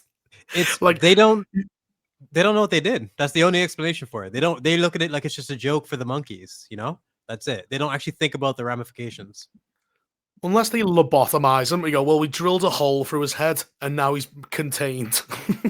And he's like, he can't even fix like a radio. He's like drooling. Maybe that's the sequel. A retarded Lex Luthor. That would be a better fucking solution than what we got, you know? But in terms of directions for this movie, like where would you want to see a sequel go after what we saw? I feel like we still didn't get a proper introduction to Superman. There's still work that needs to be done there. Oh, we're Man, not I going to don't get give a anywhere. fuck. I don't even want to see a sequel. I don't care. Yeah, I'm kind of with you on that. But we get to see Supergirl, and she's on a revenge mission with another girl, and Lobo's there for some reason. And Cynic, weren't you the one out of the panel that was the biggest Superman fan? Or the opposite? Fuck no. Oh, no, okay, no, I had that mixed up. Okay. No, I like fucking him. hate Superman. So none of us even like this dude.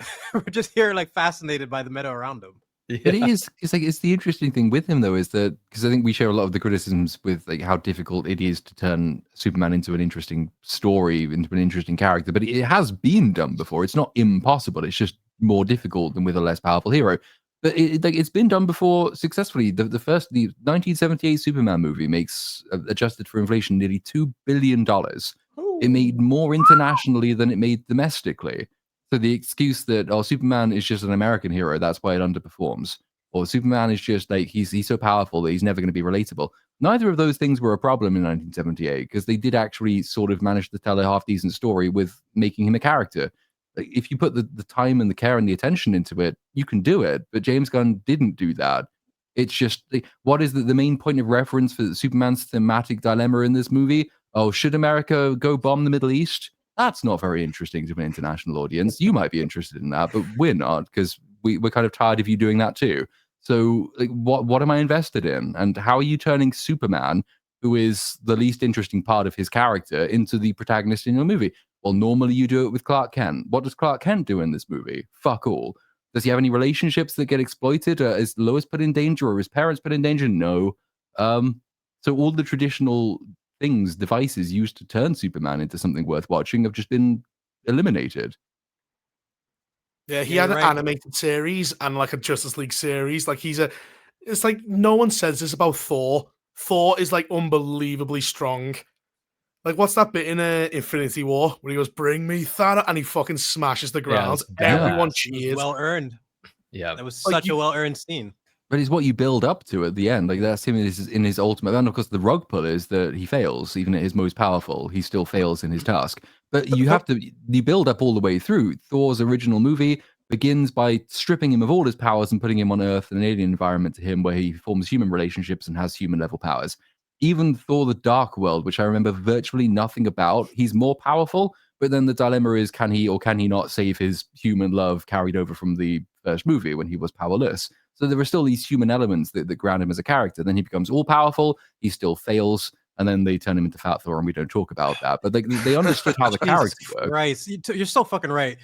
From the Phase 1 to Infinity War, Thor is significant. He's a better written Superman. Like, I didn't even really think of it that way. And I've written a damn video on the guy because the biggest component with him is the loss of the loved ones around him, losing his eye, being humbled by removing this hammer and having to be a fish out of water, and losing his mother, losing his Asgard, the people of Asgard, and then just all the fucking things that he's suffered through, and how much that payoff in Wakanda was just satisfying for him to come, like the "bring me Thanos" moment. You can't do that without a build-up, and it's like these new movies just forget that. And they stripped that completely, any semblance of that, from Superman by making his parents essentially evil. In this one. Yeah, exactly. So they make his real parents evil, so we are like confused and like disappointed from that angle. And then they don't use the human parents, which is a way to ground him and actually create some stakes. No, because if they were that shitty fucking monologue where you quoted it pretty well. Exactly. I shit, I piss, I come. That's it. There was actually a moment where they could have done it. The moment where Superman is imprisoned and Lex has brought the nice H-1B man to sort of torture and then shoot in the head. But there's a bit where Superman says, maybe I'll go and investigate those other people you know. Like, and you think, oh shit, if he finds out he's Clark, he'll go after his parents. Like that Clark Kent journalist. So I now know that there's no threat because you don't know who, like, he's the same person. You don't know who he is. So, and all he'd need to do to find it out is go and speak to Green Lantern because he's comically indiscreet. So he should know, but he doesn't. But like, that is the moment where traditionally a Superman film would say, I'm going to go after your parents. And that's now something we can care about because we know it's a danger. But he doesn't do that because the movie doesn't understand how that works. Plus, Even at the end- Spider-Man did that when they threatened Aunt May. Like they knew exactly what to do. It's just something that's a consistent factor with superheroes. They're gonna have loved ones unless there's someone like this. Part of the reason Batman doesn't want to have loved ones because he understands this concept. It's been so established in so many other ways. Why have and a secret identity if you're not going to use it? Yes, I know. exactly. Like, what does that do for the movie? Like the only well, a few people know who it is. Everyone should know because fucking Green Lantern spills it to the first journalist who walks through the door. But because there is no world building or history to this film, so like that obviously hasn't happened ever because the cameras weren't rolling. But otherwise, Lois knows who he is. And then could you get drama from that? Well, maybe, but not really, because there's the one argument about she's saying like, "Oh, I knew the relationship would never work." That never comes up again because the next time they meet, he says, "You know, I was never going to rape everyone," and she says, "I never doubted it for a second." I was like, "Well, fucking then why did we?" Me as the rapist kind. No, Okay. like obviously you weren't going to go all like intergalactic Harvey Weinstein. So like, where's the drama? There's nothing for him to learn, change. No one around him presents him any meaningful conflict. There's no relationships that can be exploited. Nothing is set up for any future movies. There's no antagonism with any people around him. Yeah, it's just dumb. It's a girl boss thing. He's great. Everyone just needs to realize. Yes, he is. Like, if he was a woman, we would just be calling him a Mary Sue. He starts off just nice and invincible. His midpoint of the movie, he's nice and he's invincible. And the end point of the movie, his big peroration, I'm nice and I'm invincible. And then everyone just likes him again. There's nothing. It's such a I can't understand it. Would you say this is the worst Superman movie? Like, where are you at? Yeah, I hate Man of Steel. Man of Steel is really bad. Is it because people like this movie that you hate this movie more? There is a degree of that. Yeah, I mean, I don't know that Man of Steel is as broken in its world building as this movie is. I think it's probably slightly worse for like character and maybe I don't know, because like it tries to have a theme and it does it wrong, which is like more laudable but also more broken. I honestly don't know which one of these I'd say is worse. I feel more that way about Romulus and Alien Earth, where like the response to them annoys me so much more because of how crap they are. And it's just Alien Earth is worse because the amount of retardation in the last episode alone. Yeah. It is. It's probably stupider and more broken if you're gonna ignore the beginning of Romulus because that just shreds everything. But Romulus still frustrates me more. Yeah, like Romulus doesn't try and like Romulus never tries to be a new film. That's it's more frustrating because it is so obviously empty and a cash grab. Whereas Alien Earth is probably worse on a few technical levels, but it does try and take the franchise in a new direction. It's not creatively dead, and it's sort of like this movie versus Man of Steel. Man of Steel tries more things. It is more ambitious, and maybe it fails a bit harder because of its ambition. But at least it had it. This movie never did. I agree with that completely. It's just empty. It Plus didn't do the anything. ending with his parents, like he goes at the very beginning, he goes, "Play me pictures of my parents," and it's the Kryptonian ones. Then he says at the end of the movie, "Put me pictures up," and it's his human ones. But he never hated his human family. No, he just ignored them. He's just an ungrateful little dick. Actually, I don't know what that scene is supposed to mean. Why would they save that for the end of the movie? What does that mean for his character? Like he's only realizing that he should appreciate them now? Is he retarded? Well, he's embraced his human side, which he never rejected. It took him 33 years, even though the point of the character is that he is fundamentally human in all the ways that matter. Is like that's the one interesting thing about the character to me, and they can't even get that right. This is he grew up in Kansas. This is his family. He's like Man of Steel. My favorite scene in that movie is when he's in handcuffs and he's like, "I could break out whenever I want. I'm just trying to be civil. I grew up in Kansas, bro. Like, just you guys need to just chill out." And I'm just like, I kind of like that. That's how he's establishing control, but in a reasonable way. Although he's telling someone who's trying to follow him in a satellite, "I grew up in Kansas." And they go, "Right, we narrowed it down. He lives somewhere in Kansas." It's crap. Man of Steel has its problems, but there are some key scenes like that where I appreciate. I got my BSUP grilled cheese right here. Yes, I saw that celebration.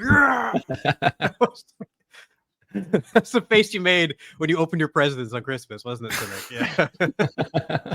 Oh shit. But Superman shit. Batman's cool. Super shit, some might say. Mm-hmm. Oh god, I hate that hashtag. See, I really want it to be in my thumbnail, but I also don't want my video to be demonetized. So, in other news, besides fucking Superman. Simalu says everyone will be blown away by Robert Downey Jr.'s portrayal of Doctor Doom in Doomsday. How does Is he know? Simu Liu in it? They're not even filming each other. They're all in green rooms. He's talking shit. He's absolutely. How the fuck would you? Why would you even be in the same scene with him? You know. And what about? This is like a 2-year-old reveal now. There is no energy behind him coming back as Doctor Doom. Like, why would they do it that this way? massively? Why would fuck you? that up? I don't like that they did it to begin with. I think that would have that's the movie's job to reveal it, and the movie has stripped itself of its big dramatic moment by doing it 2 years in advance. Like, how are we supposed to? Everyone knows now, and they've known for ages. Where is the potential? Where's the drama? Where's the anticipation and the hype? There's nothing left. It's just empty chairs. Spider-Man was smart because everyone knew Tobey Maguire and Andrew Garfield were going to be in it, but he never revealed it. It should have just done, we have Doomsday as the villain, and that's it. Did they do it that way? I don't remember it. Quote unquote, leak Robbie Downey Jr. is coming back. Did they actually not reveal that beforehand for No Way Home? No, they did not. It was leaked and everyone knew. Strategic leaks. Yeah, no official confirmation. And with this, they you have to think back a year ago. The MCU was in such dire straits. It was, and then Deadpool and Wolverine came out and it was a success, and they wanted to capitalize on it immediately, to try and pretend, smoke and mirror their way through the idea that the MCU is still it. It's still the thing. And so it was Deadpool and Wolverine, then the announcement of Doomsday, and that Robert Downey Jr. is going to play him. It's all smoke and mirrors. And now it turns out that was a terrible thing to do, because there's just no hype. Any semblance of hype is dying down. Reaper's right. If they had gone the No Way Home route, that would have been way, way smarter. But when's the last time we got an actual big reveal in the movie itself, not being spoiled by all the shit around it? It's like that's a forgotten art now. Mm-hmm. It just, I don't know, even fun cameos. You know, it was cool.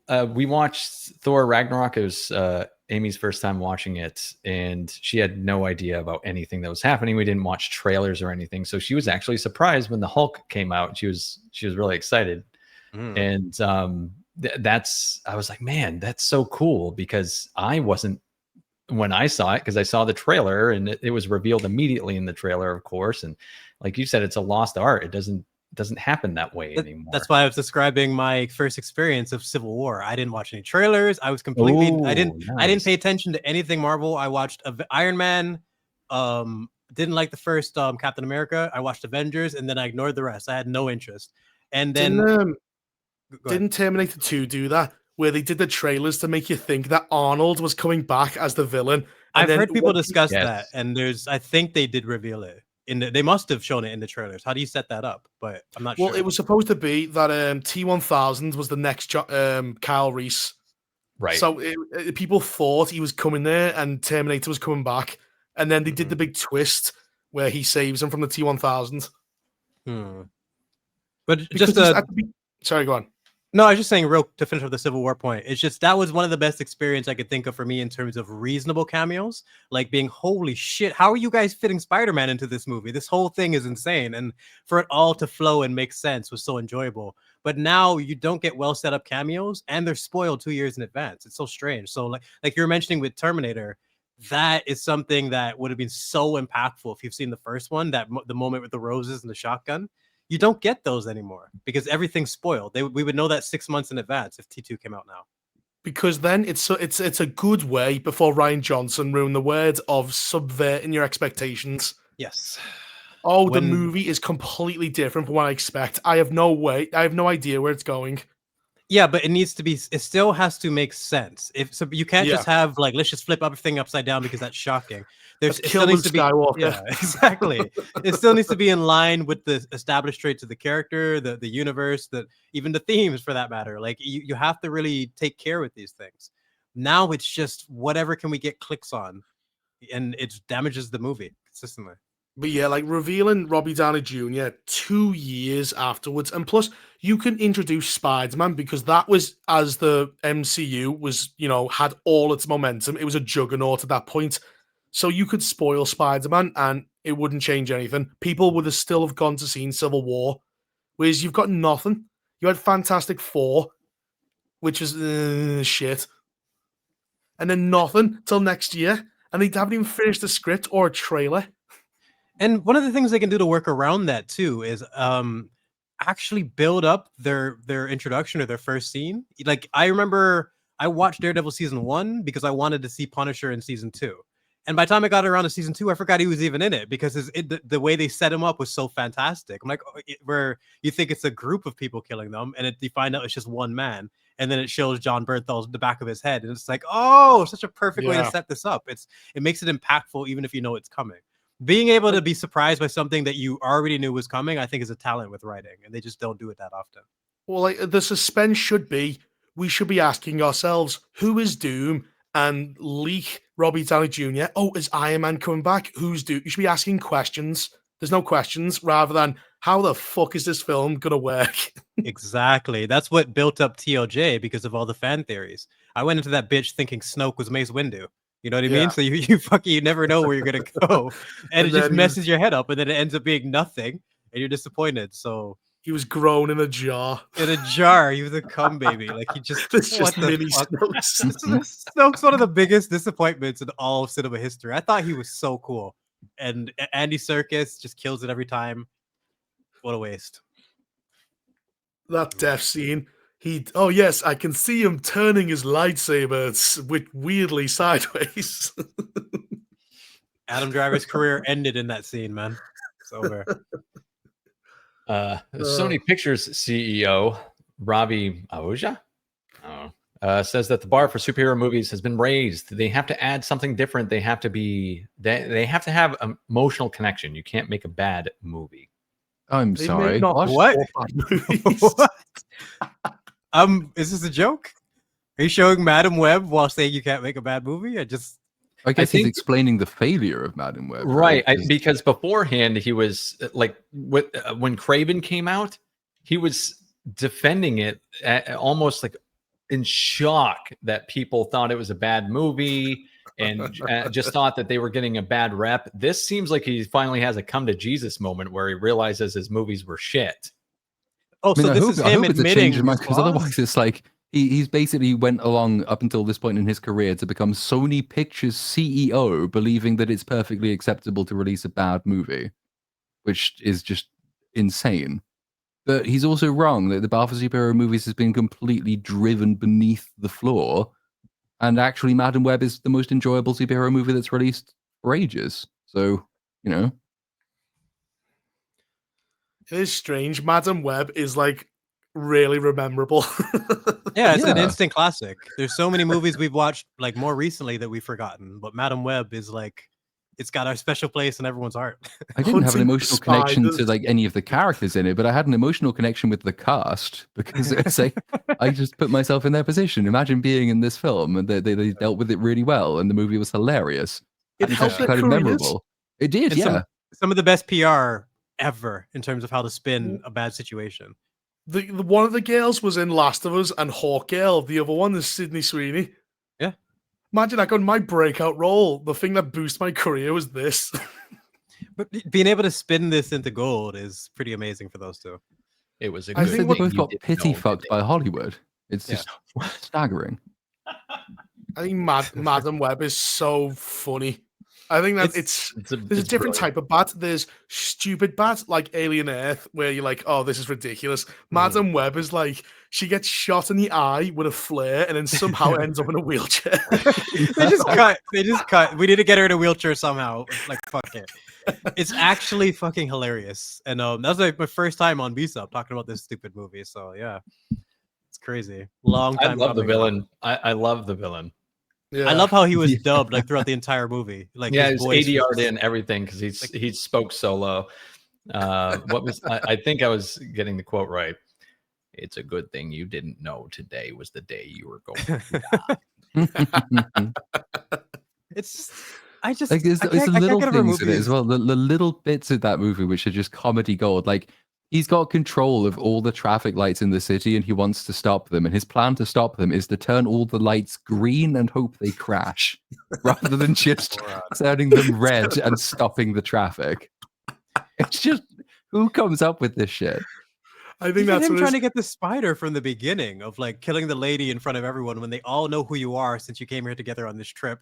When if she found the spider there, she could probably find another one like right around the corner. His premise, his character from the very beginning is just broken and stupid. Yeah, it was.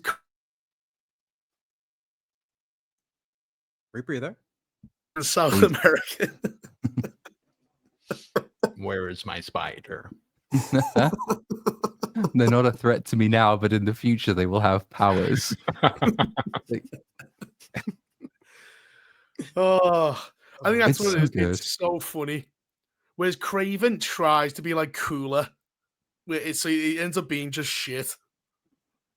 Yeah, there's Maybe not that's- as much in Crave. I think that's why I didn't do a video on it. It's that there's some funny stuff in there, but there's not enough, really. It's just Maybe kind of, that's it the just secret. exists. Maybe make a film so absurd and so terrible. That's how Sony moves forward as a universe. But they thought it was good. I don't think you can do it in a self-aware way. You can't do scary movie, but superheroes, or Sony can't, and don't do it deliberately and have it be this funny. Is that they thought this was good. Yeah. That's what makes it even more funny. You can't turn around and make quality films and quality parodies if you thought this was actually quality. This is just Maybe we need to support them and like buy tickets and lie to them and give 10-star reviews. Oh, do the old Morbius trick. Just meme it back into the Cinemask. It's so good. It's honestly, re-release it. We'll watch it this time. Trust me. I can't believe they did that. Because of it's Morbin time. They put it back in the theater. How much No money did they one probably showed lose up. on the prints for that again? That's fucking hilarious. is that the future of filmmaking? Just memes? Memes is the only thing keeping the theaters open. Meta Just stuff. Carry I mean, look carry at Minecraft. Yeah. Yeah. The popcorn buckets. Like they got to do all these tricks. It's just what happened. Just make good movies. Make good movies and make people want to become movie fans now. You know, I know. Do you remember at the start of the year, Mickey 17 bombed, and there were people coping about like, well, you say you want original movies, and look what happens. It's like, didn't that movie suck dick? Yeah. Yeah, you forget Badly. the good movie part. Like it's original, unique, fascinating. You can have all these descriptions. The key point is good film. Like it's got to be a good story first. People had that reductive argument, which is to say, no, well, we're bored of sequels. The problem is that they're sequels, so we just need to support new original ideas. No matter how good or bad they are, we need to support them because they're original. I don't care if it's a sequel or an original film. If the sequel's better than the original film, I will take the sequel over the original film. I think the quality is the thing. It might be that encouraging more original films ups quality, but I don't see what the mechanics behind that are. Like bad writers are bad writers. The problem is they're still employed. Well, it's like saying, I'm tired of having hamburgers every day, and then the next day they give you a plate of human shit. At least it's not a hamburger. Yeah. Yes, the people who say, "Oh, at least it was new. At least it was something different." It doesn't make it good, and the conversation, like, they never get to that part. Because when we talk about all the films and stories that we love, we can talk about why. It's not just the fact that they're different. But to the CEO's point, though, when he says that we need to add something different, he's sort of making, I guess, the same mistake. He seems to believe that, yeah, the superhero movies can't just be superhero movies. We need to go above and beyond because the bar's been raised so high. So actually, no, what we really need, what would improve superhero movies tremendously, is just to go back and write them like you did in 2010. Like, we actually need more of the old-fashioned stuff coming back in these. Like, basic character arcs would be an improvement. Even a cliche character arc would be an improvement. What's your criteria for a superhero film? I think that's one of the biggest issues that they're having. Because for me, I've always looked at it as like, it's a character study with a sci-fi or fantasy element. Like that should be your bare minimum. And they always forget the character study part. It should be a journey of some kind, showing how these powers or this tech affects their life. It's such a simple premise that will never be like not interesting as long as you do it well. That's why I referenced Chronicle. You 100% should watch that. I always bring up What Women Want. There's probably so many other examples you can put up. I don't love that one because you could never say that this idea can't be interesting if you do it in a unique way. You don't have to have DC and Marvel all the time. But they always forget the core premise of what makes it interesting. It's got to be a realistic journey of someone's life. Like how Iron Man, best example. How does his tech change his life? How does it's very simple, and that's part of the reason I was so successful. And they've just superheroes are more skin suits nowadays to put in their shit stories, and he slaver it in fucking an Iron Man visage. Do you know what I mean? Yeah. It's like, I want to tell this awful story that nobody wants to watch, but if I put in a Superman skin suit, people will watch it because of the brand recognition. Yeah. It's why we Well, get like the Tomb Raiders coming out. We're not going to get a Tomb Raider show. We're going to get Phoebe Waller-Bridges fucking middle-aged spag out. With freaking with Sophie Sansa. Turner. Oh god, Cynic's on top of it with the slides. Here it is. Yeah, with done. There you go. Sansa Stark, who can play exactly one character, and that is Sansa Stark, That's is it. now playing Lara Croft. At least we have the dude from Flat-chested, Shogun. too tall, not very good actor, not that attractive. Played Chad Hodge did one film that nobody liked. Then he did a gay rom-com that was mediocre reviews. So he's terrible, and Phoebe Waller-Bridge is terrible. God. I just can't This is see, suck. based on what I've seen of her, pretty much was just, Game of Thrones and X-Men. I just don't really see the transition. Like, I don't Jolie either. nailed it. They haven't been able to recreate that in years. Well, we know because she's British, it's going to be about colonialism. I need to give back this shitty vase to some fucking tribe. That'll be the twist. doesn't Like even have she toilet actually paper. she raids museums and puts them back in tombs. That's what she does. Oh my god!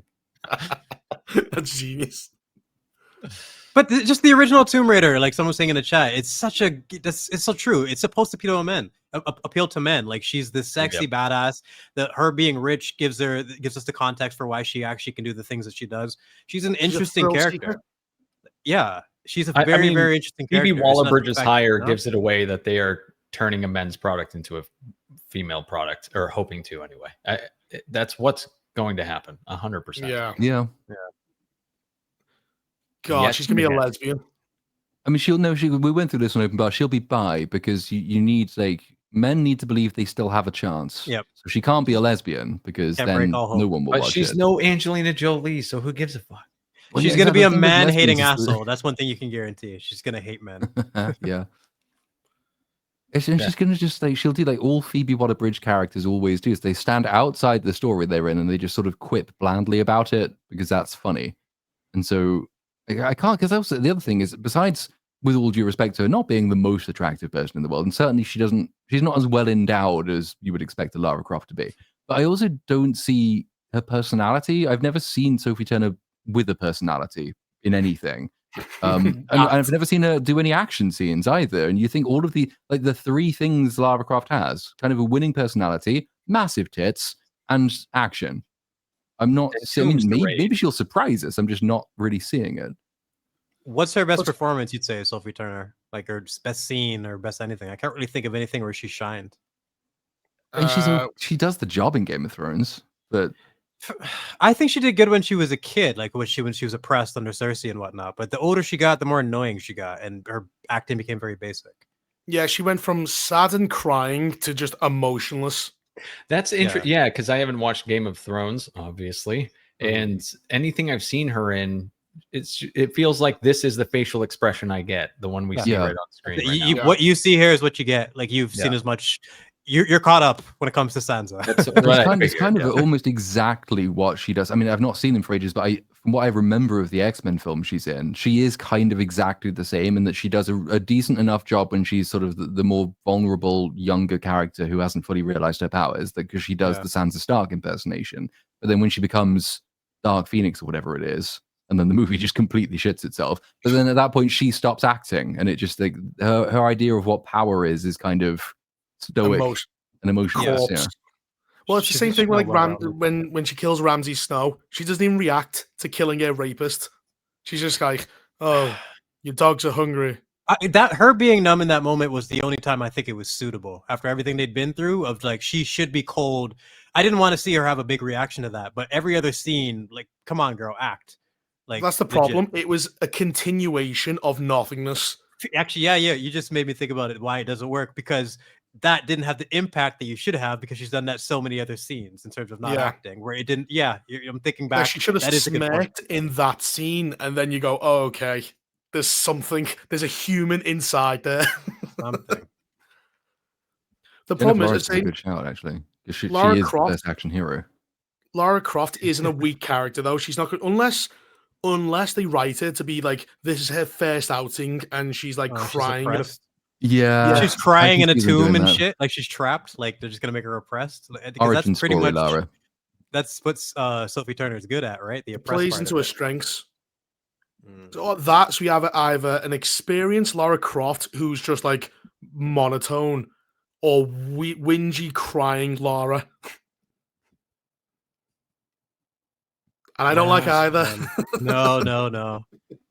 And this is such an important character for bridging the gap between what makes, for all the people who say that guys don't like female characters, because she's one of the OG ones that people always liked, and you can always point to it now. And I feel like Phoebe's just gonna screw it up. She's gonna make her a man-hating asshole. People are gonna hate it, and then they're gonna say, "Oh, men don't like female characters." No, you fucking turned her into a shitty one. Like I that's my prediction for this, pretty much. Yeah, everyone used to like her. Mhm. Men used to like Lara Croft. What went wrong? Women. Yeah. But Phoebe Waller-Bridge is like come out of director's jail because it was Dial of Destiny. That was the last thing she did. And then she's come out to ruin something else. She's like a bear. She comes out of hibernation and eats like a child on a hitchhiker's path. And then comes back to hibernation again. Has she done anything to like earn the position she's in? I'm not really She familiar. did No. Fleabag, She's a which woman. women love. But that's it. I mean, Fleabag is the thing like she wrote and starred in, and I think that it was briefly quite popular and in a way that didn't threaten or piss men off too much. So I assume that they looked at that and they thought, well, that could be an interesting formula to bring forward. But also, she primarily appeals, I think, to women's sense of humor, and that was the era when Hollywood only wanted to do that. And she's gone into Hollywood. The most notable thing she's done would be Solo and Dial of Destiny. That's it, both of which were shit. So Droid Rights. I remember Yep. that. Fucking Right. oh. And then it And the became the defense- Millennium Falcon. Yeah. She is the voice of the Millennium Falcon. When In the Millennium C-3PO in Falcon. Empire Strikes Back said, I don't know where your ship learned to communicate, but it has the most peculiar dialect. It's Phoebe Waller-Bridge she's speaking to now. That is Why does your canon. ship sound like an SJW? This is crazy. Why is she lecturing me about feminism? Retconning a fucking ship. Only Disney Star Wars, man. Like it's just fucking terrible. Oh god, yeah, this is a Solo. disaster. Yeah. Fuck. I don't need to watch it. I can just tell it's shit. Yeah. Absolutely. We could be proven wrong, but then the defense for Phoebe Waller-Bridge and the stuff she has been in is that she didn't write Solo or Dial of Destiny. But then the counter to that defense is no, but they did have her write most of the lines for her own characters, as far as I'm aware. So, like, and she's the most annoying thing in both of them. So, to the extent she did write them, it was awful. She leaves Indy to die with some 70-year-old guy to die with strangers. She's He a wants piece to of die, shit. and then she punches him in the face and drags him out of ancient Rome, where he's fighting I can't- Romans to save Hitler. And then she drags him back when he just wants to lie down. What a fucking movie that was. That was a trip. That was a movie. The Romans, like, just seeing a plane for the first time, just go, open fire, we don't care. How would a ballista hit a fucking B-52? Multiple times. It wasn't just one shot, it was multiple. It was like the dragon from Game of Thrones. Again, it's like that one. These fucking 360 no-scoping a fucking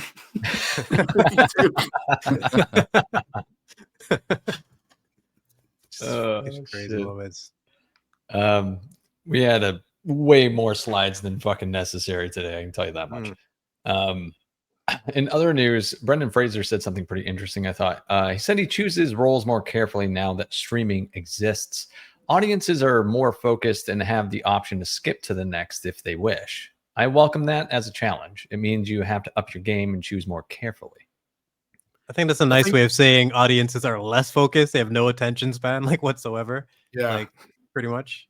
The subtext is there's a lot of shit out there. I've got to try and pick something good. Lots of trash. Yeah. Yep. But it's because he's one of the OG ones who's a bit more respectable. He cares about the project, like we were talking earlier. Yeah, like, does he go, and it's your fault, audiences, you pricks? Yeah, No, it's a thankfully he doesn't respectful- follow up by blaming the audience. Isn't that amazing? He's That's part the of opposite. He the. compliments the audience. He says he's basically saying that the audience is discerning. too discerning. Yeah, they've got too good a taste. I can't just say yes to everything like Pedro Pascal does. Yeah, it's someone who has standards and understands that the audience, you're nothing without us. You know what I mean? The audience is king, and they've forgotten that completely now, just blaming us for everything. Do you think we're going to go back to this because Hollywood's going to try and pretend they haven't spent the last 10 years telling the audience to go fuck themselves? So do you think they're going to try and go back to politically? You're going to get actors giving statements like this that are written out by some publisher. Like they're going to try and bring back comedies, and they're trying to get people to forget the horrible times we've lived in. You think they'll ever address this era? Like, yeah, I think they'll forget it. They'll pretend they haven't just ruined so many franchises. They'll pretend 2015 to 2025 never happened. Yeah, because how do you address it? There's just too much. There's way too many elements to address. Well, it's like Harrison Ford. Everyone's going, ooh, he's mysterious. And then when you meet him in person, he's like, fuck off. I don't care. I think you'll go back to actors having like an agent that controls them. Because look at Snow White. Look how much damage Rachel Zegler did to that thing. The producer had to fly out and tell her to shut the fuck up. Did you see the quote of the producer's son roasting her as well? Like it was a big rant from him. That was hilarious. That's great. So telling. Just the entitlement in that child. And that type of bad PR should never happen with a company that's, you know, keeping check of these type of things. Yet they let her just run her mouth completely. Yeah, I think the activist era is over. So I think they're going to get people to go, shut the fuck up. We'll put out a statement and you just sign off and say, yeah, that was me. When some intern had to write it. You know, I just Googled it really quick. I wanted to know what the percentage of moviegoers generally are or has been historically. It's been about 60-40 in men's favor as people that drive cinema. And I just find it fascinating that over the last 5, maybe 7 years, movie studios have tried to shift towards a smaller audience and the budgets have gone up in order to do so. And it's just not clicking at all. And I don't know, man. It's so fucking frustrating. The reason I looked it up was because Reaper was mentioning, I don't even fucking remember at this point, but it's like a discerning audience is walking away from movies in general. Yeah. Because it's men. It's always been men who drive this shit. It's always been men who drive like this sort of this end of popular culture. And I don't know. It's just frustrating. Well, the comic industry, it's weird because this always happens. They start in the comic industry, it was like 90% men.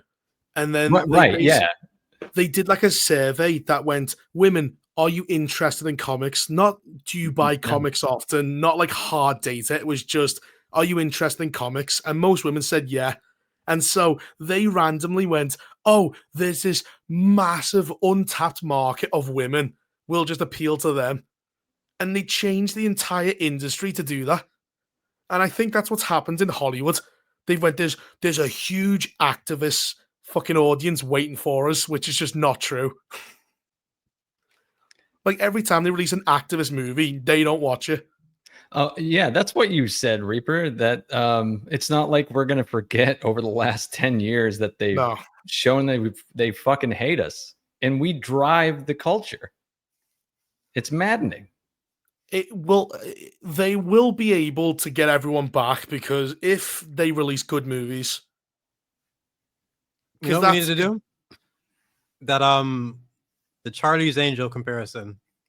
Straight white males, you're not welcome to see this movie. Why are straight white males not watching this movie? Like that needs to be like set in stone. Like we never forget.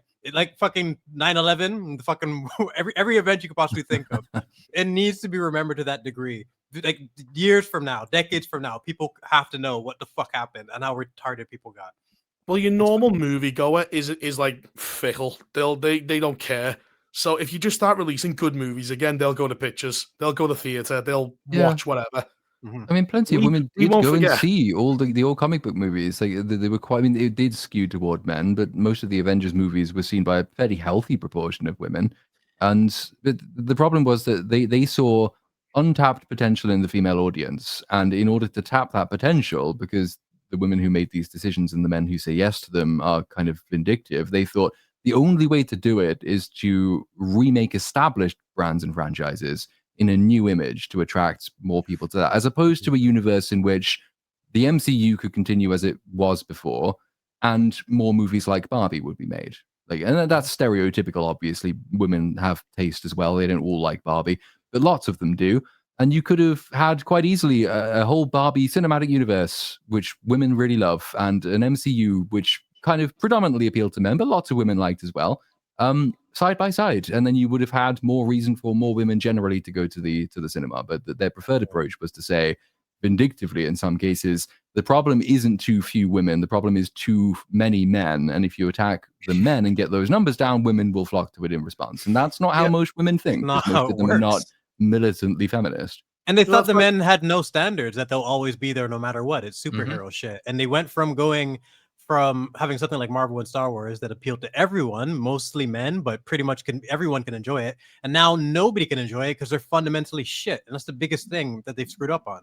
I don't think there's been an example in history of a male brand being transformed into a female brand or vice versa. Because men and women are just different. It's We're You just can't different. change your audience. Because Lego, we did that Lego study, which is like, how do we get girls to do it? And he went, well, girls just behave completely differently. You can't change the people. You want Lego or you don't.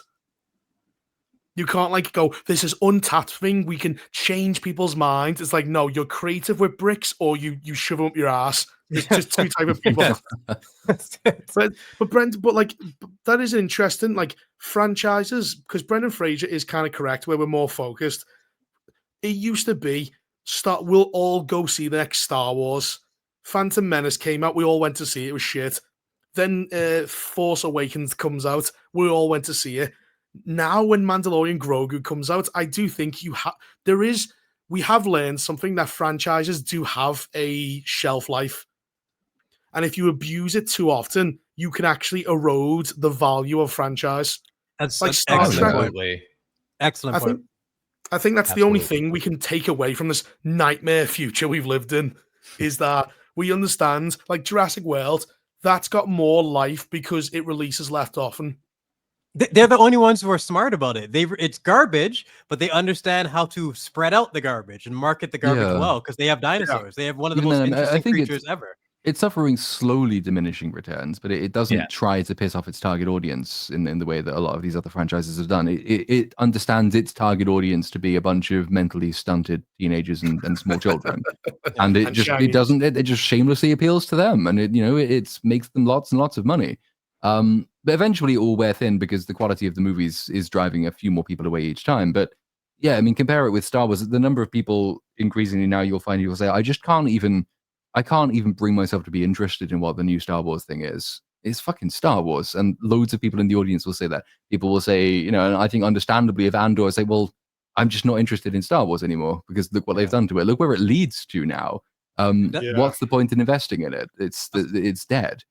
So I really like Reaper's point, because 20 years ago, you would give it the benefit of the doubt. So it's the next thing, but we'll check it out at least. Now we've been burnt too many times from the last 15 years of this.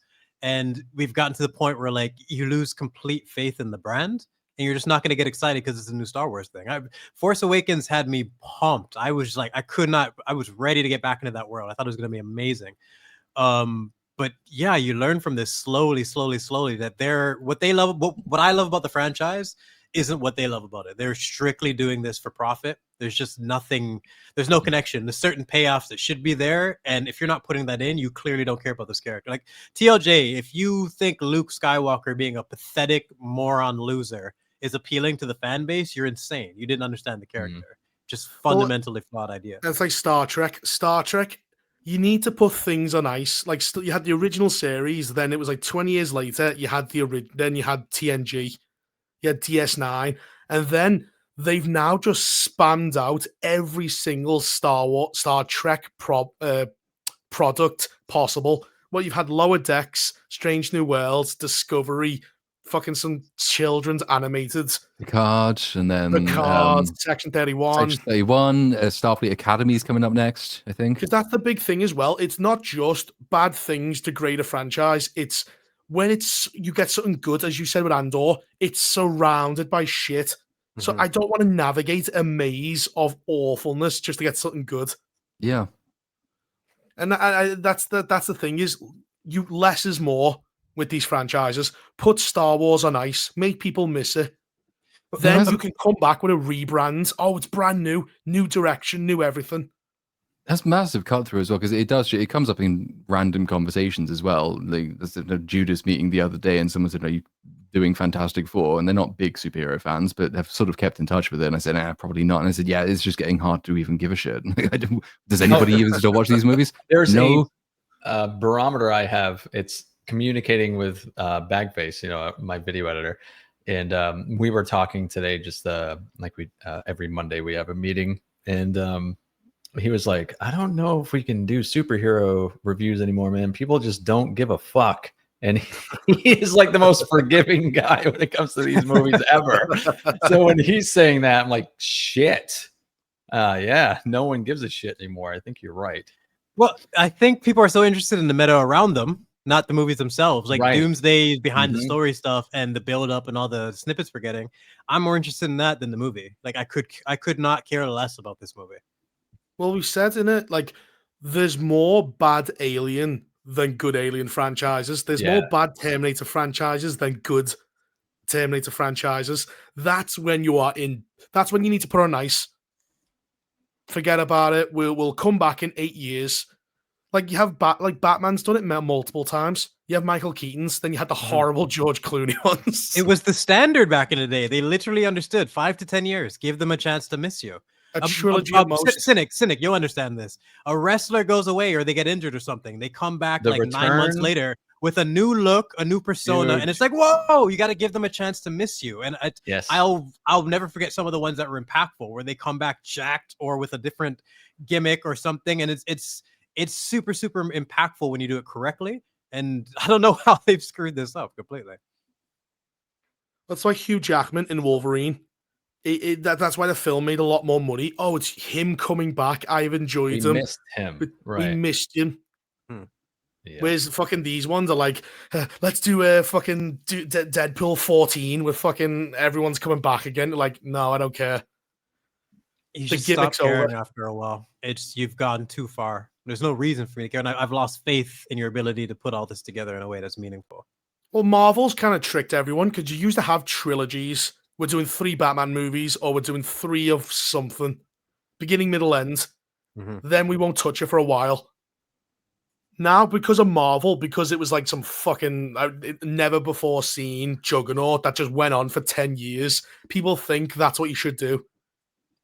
They all feel like that's the standard, where you have to do the cinematic universe instead of just addressing what made it work, just individually solid movies and then build from there. When's the last? That's why it may be interesting in the Batman, because I thought that was their idea. Let's just make a good movie and then start off and see what we can do. It'll keep going forever. Everything has to be a spin-off. Everything has to feed into the next thing. And you're going into it, not even for the story itself. You're going into it just to see what it sets up. And it just becomes this vicious, nasty cycle. Well, as Cynic, how many movies have you skipped?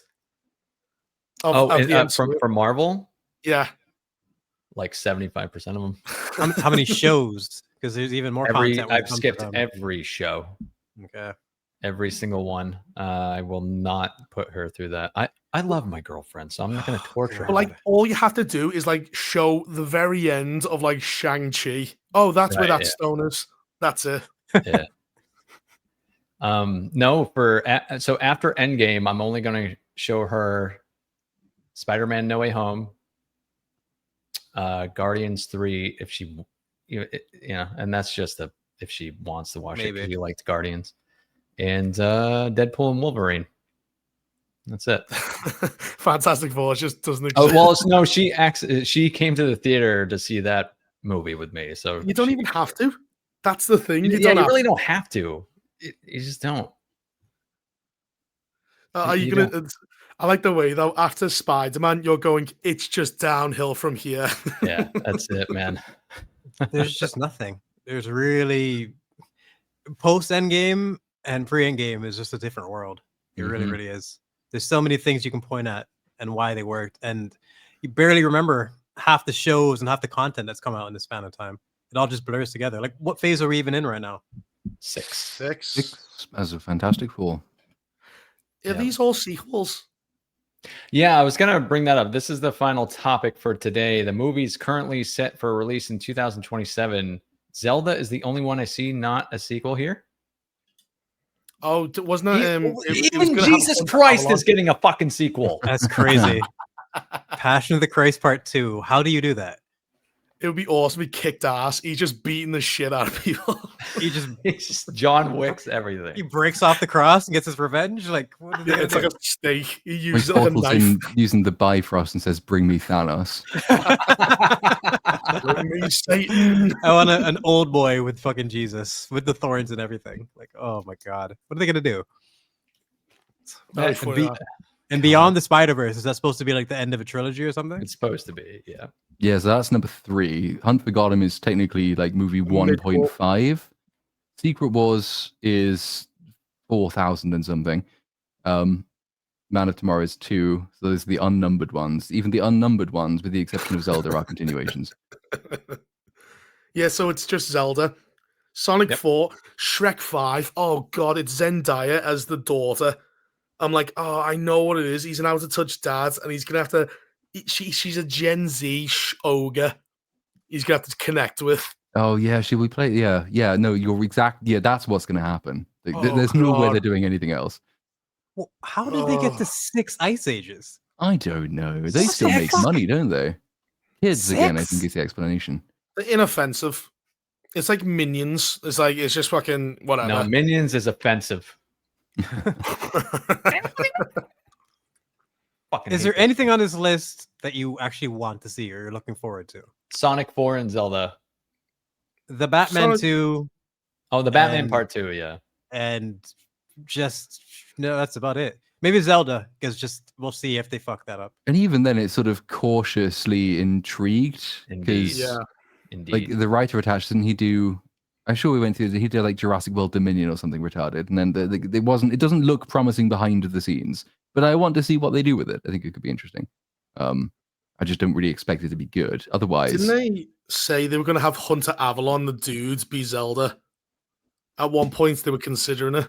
yeah, they were, and then they went, "Oh, Hunter Schafer, isn't it?" I think Yeah, is the Hunter one they went Schafer with. for Um, Zelda. Hunter Avalon's Where'd that you guy. get that? He hid behind his girlfriend, didn't he, when the guy broke in? Some YouTuber. The dude they got for Link is the kid from Bly Manor, so I think he's actually a good cast. Okay. Yeah, the person they got for Zelda looks like Zelda, so that's good.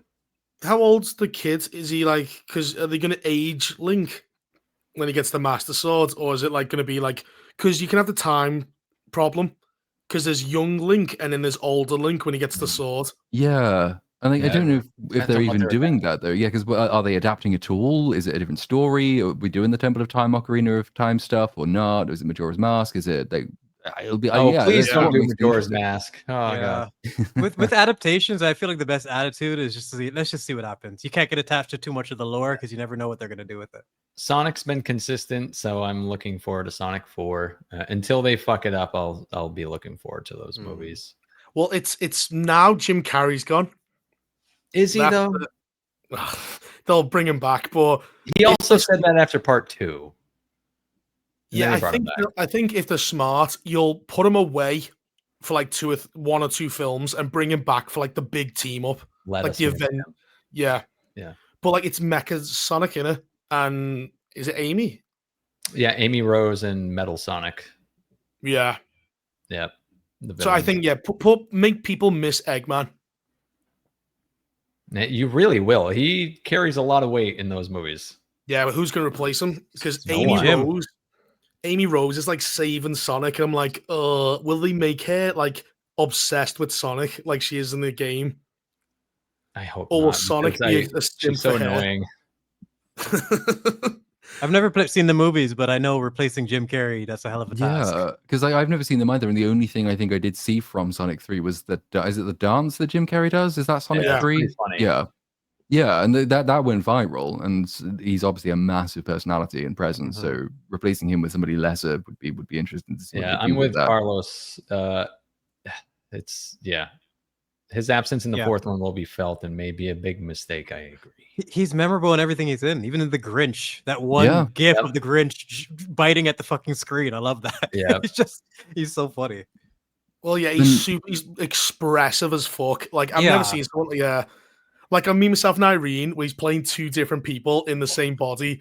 And that bit where he puts his thumb over the gun, he goes, "Put the gun away," and he blows his thumb off and he screams. That's one of his best performances. I'm glad you referenced that. He's underrated as a fucking actor. That movie was awesome. Playing two characters like that was so good. And Ace Ventura lives rent free in my head for decades. Like all the quotes from that movie is one of my favorite characters ever. He's so brilliant. I don't think any human could have done better than him for that particular role. But has anyone watched any of The Quiet Places? I know I have seen them. First one. The first one. I think it's painfully overrated because they ignore established resources, and it's one of my biggest pet peeves for horror. I really don't recall. So there's several examples, but like one of the big ones is basically these creatures, you can't make sound around them or they'll come and kill you instantly. And they establish that in their home they have to walk around and everything is soundproof to be super quiet.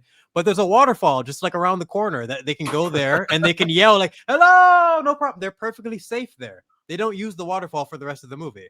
And that was one of like several examples that annoyed me of just like this premise is kind of broken from the beginning because you need these people to be stupid for this to work. Which is the way they defeat it. The premise is completely wasted. This is one of those ones where if someone does a correction for me, I'm open to it because I think the creatures look cool and the performances are good. But I spend the whole movie thinking, why don't they do this? Why don't they do this? And it's just you're not immersed. I might be mistaking this for a different film. Don't they also do? They lean into the stereotypical wacky religious cult people who turn up at some point, don't they? And then they've cut their tongues out or something. Is that movie? No, I think I don't remember that. Oh, is that Bird Box? Bird Box sounds more familiar like that. Yeah, maybe it's Bird that. Box. That was awful. Like another gimmicky, weird movie. Yeah. Yeah, it makes you kill yourself unless you're crazy. Then you go, everyone open your eyes. You try and make other people open their eyes. It was so bad. Because the problem was they were all in the house and he was safe. And he couldn't think of a smart reason to get them out. So some crazy guy goes, "Oh," it just runs in. It's one of the few horror movies I just tap out on because I'm like, you are not pulling this off. Get out of here. This is so stupid. It was terrible. The Quiet Place, the performances and the investment in the family will at least get you through you. I do like the father's sacrifice and whatnot at the end. It's just so broken. And if a horror movie's broken, I'm out. Like, well, I got nothing.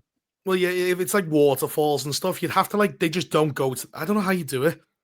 Because you can do cool stuff like car alarms and stuff, distract them and move them. But yeah, what happens to it when it goes to the ocean? Does it just go mad trying to stab the sea? I don't know.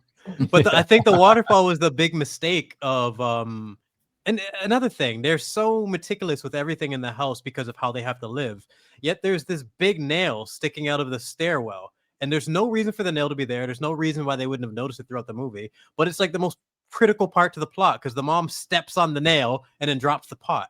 And that's what creates the sound that distracts the monster. And it's like, that is your setup to create our big, battle scene. And it's so contrived because, where the fuck did this nail come from? How would this meticulous family not work around that? So just little things that they did to I don't believe this family would make this mistake. That sucks because those things are so easily fixed. Yes. Yeah. Everything in The Quiet Place from memory could have been tweaked into a great movie.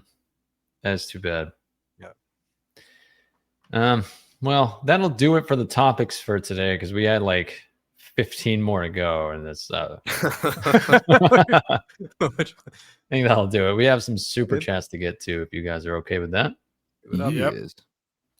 To start out, Big T says, "Do y'all think Rumble will be actual competition to YouTube in 5 to 10 years, or never?" I say never. Never. It's hard to see. I mean, if YouTube continues to massively fuck everyone over, it might get bigger, but YouTube is an immense advertising powerhouse, and it does this by being very friendly to corporate interests. Too friendly, some might say. Hence the AI thing that happened last month. Whereas Rumble, advertises itself as being the home of free speech, and corporations don't necessarily like that very much. So it will struggle, I think, to ever replicate the same scale, and then without the same scale, it can't offer as much, and then you'll get fewer creators, and it'll be less worth it. Yeah. It's not impossible. It's just unlikely. And it's combined with Google, the search engine of the world. Mm-hmm. Yeah. No way. Not to mention Not to mention the name brand, the power of the name YouTube itself. It's everybody knows it. Where who the fuck knows anything about Rumble? You know, like it's Just it's YouTubers. too far at this point. Exactly. Only YouTubers know about Rumble. So Right. No one says I'm a rumbler. yeah, I've never even heard that phrase. Yeah, you're right. Well, even if all of us did this stream on Rumble, we wouldn't get half the audience. Oh fuck No. no! We'd get like a tenth. Yeah. No. That's how powerful YouTube is. Yeah. Yeah. Yeah, there is nothing else. They have a monopoly, and it is what it is. The fact that you could start from nothing, just have your own channel, and you just work your way up the way we all did. You can't really do that on other platforms because it's just it's not there. The foundation Cynic. isn't Some of us don't work that hard, do we? This fucking guy. hey. He's never letting you get over that comment. He's still thinking about it. Some of us okay with me. need to get where we are on our knees. Hey, release a video, you cunt. Yeah, release a fucking video, Reaper. Don't be like You're so the one funny. to talk.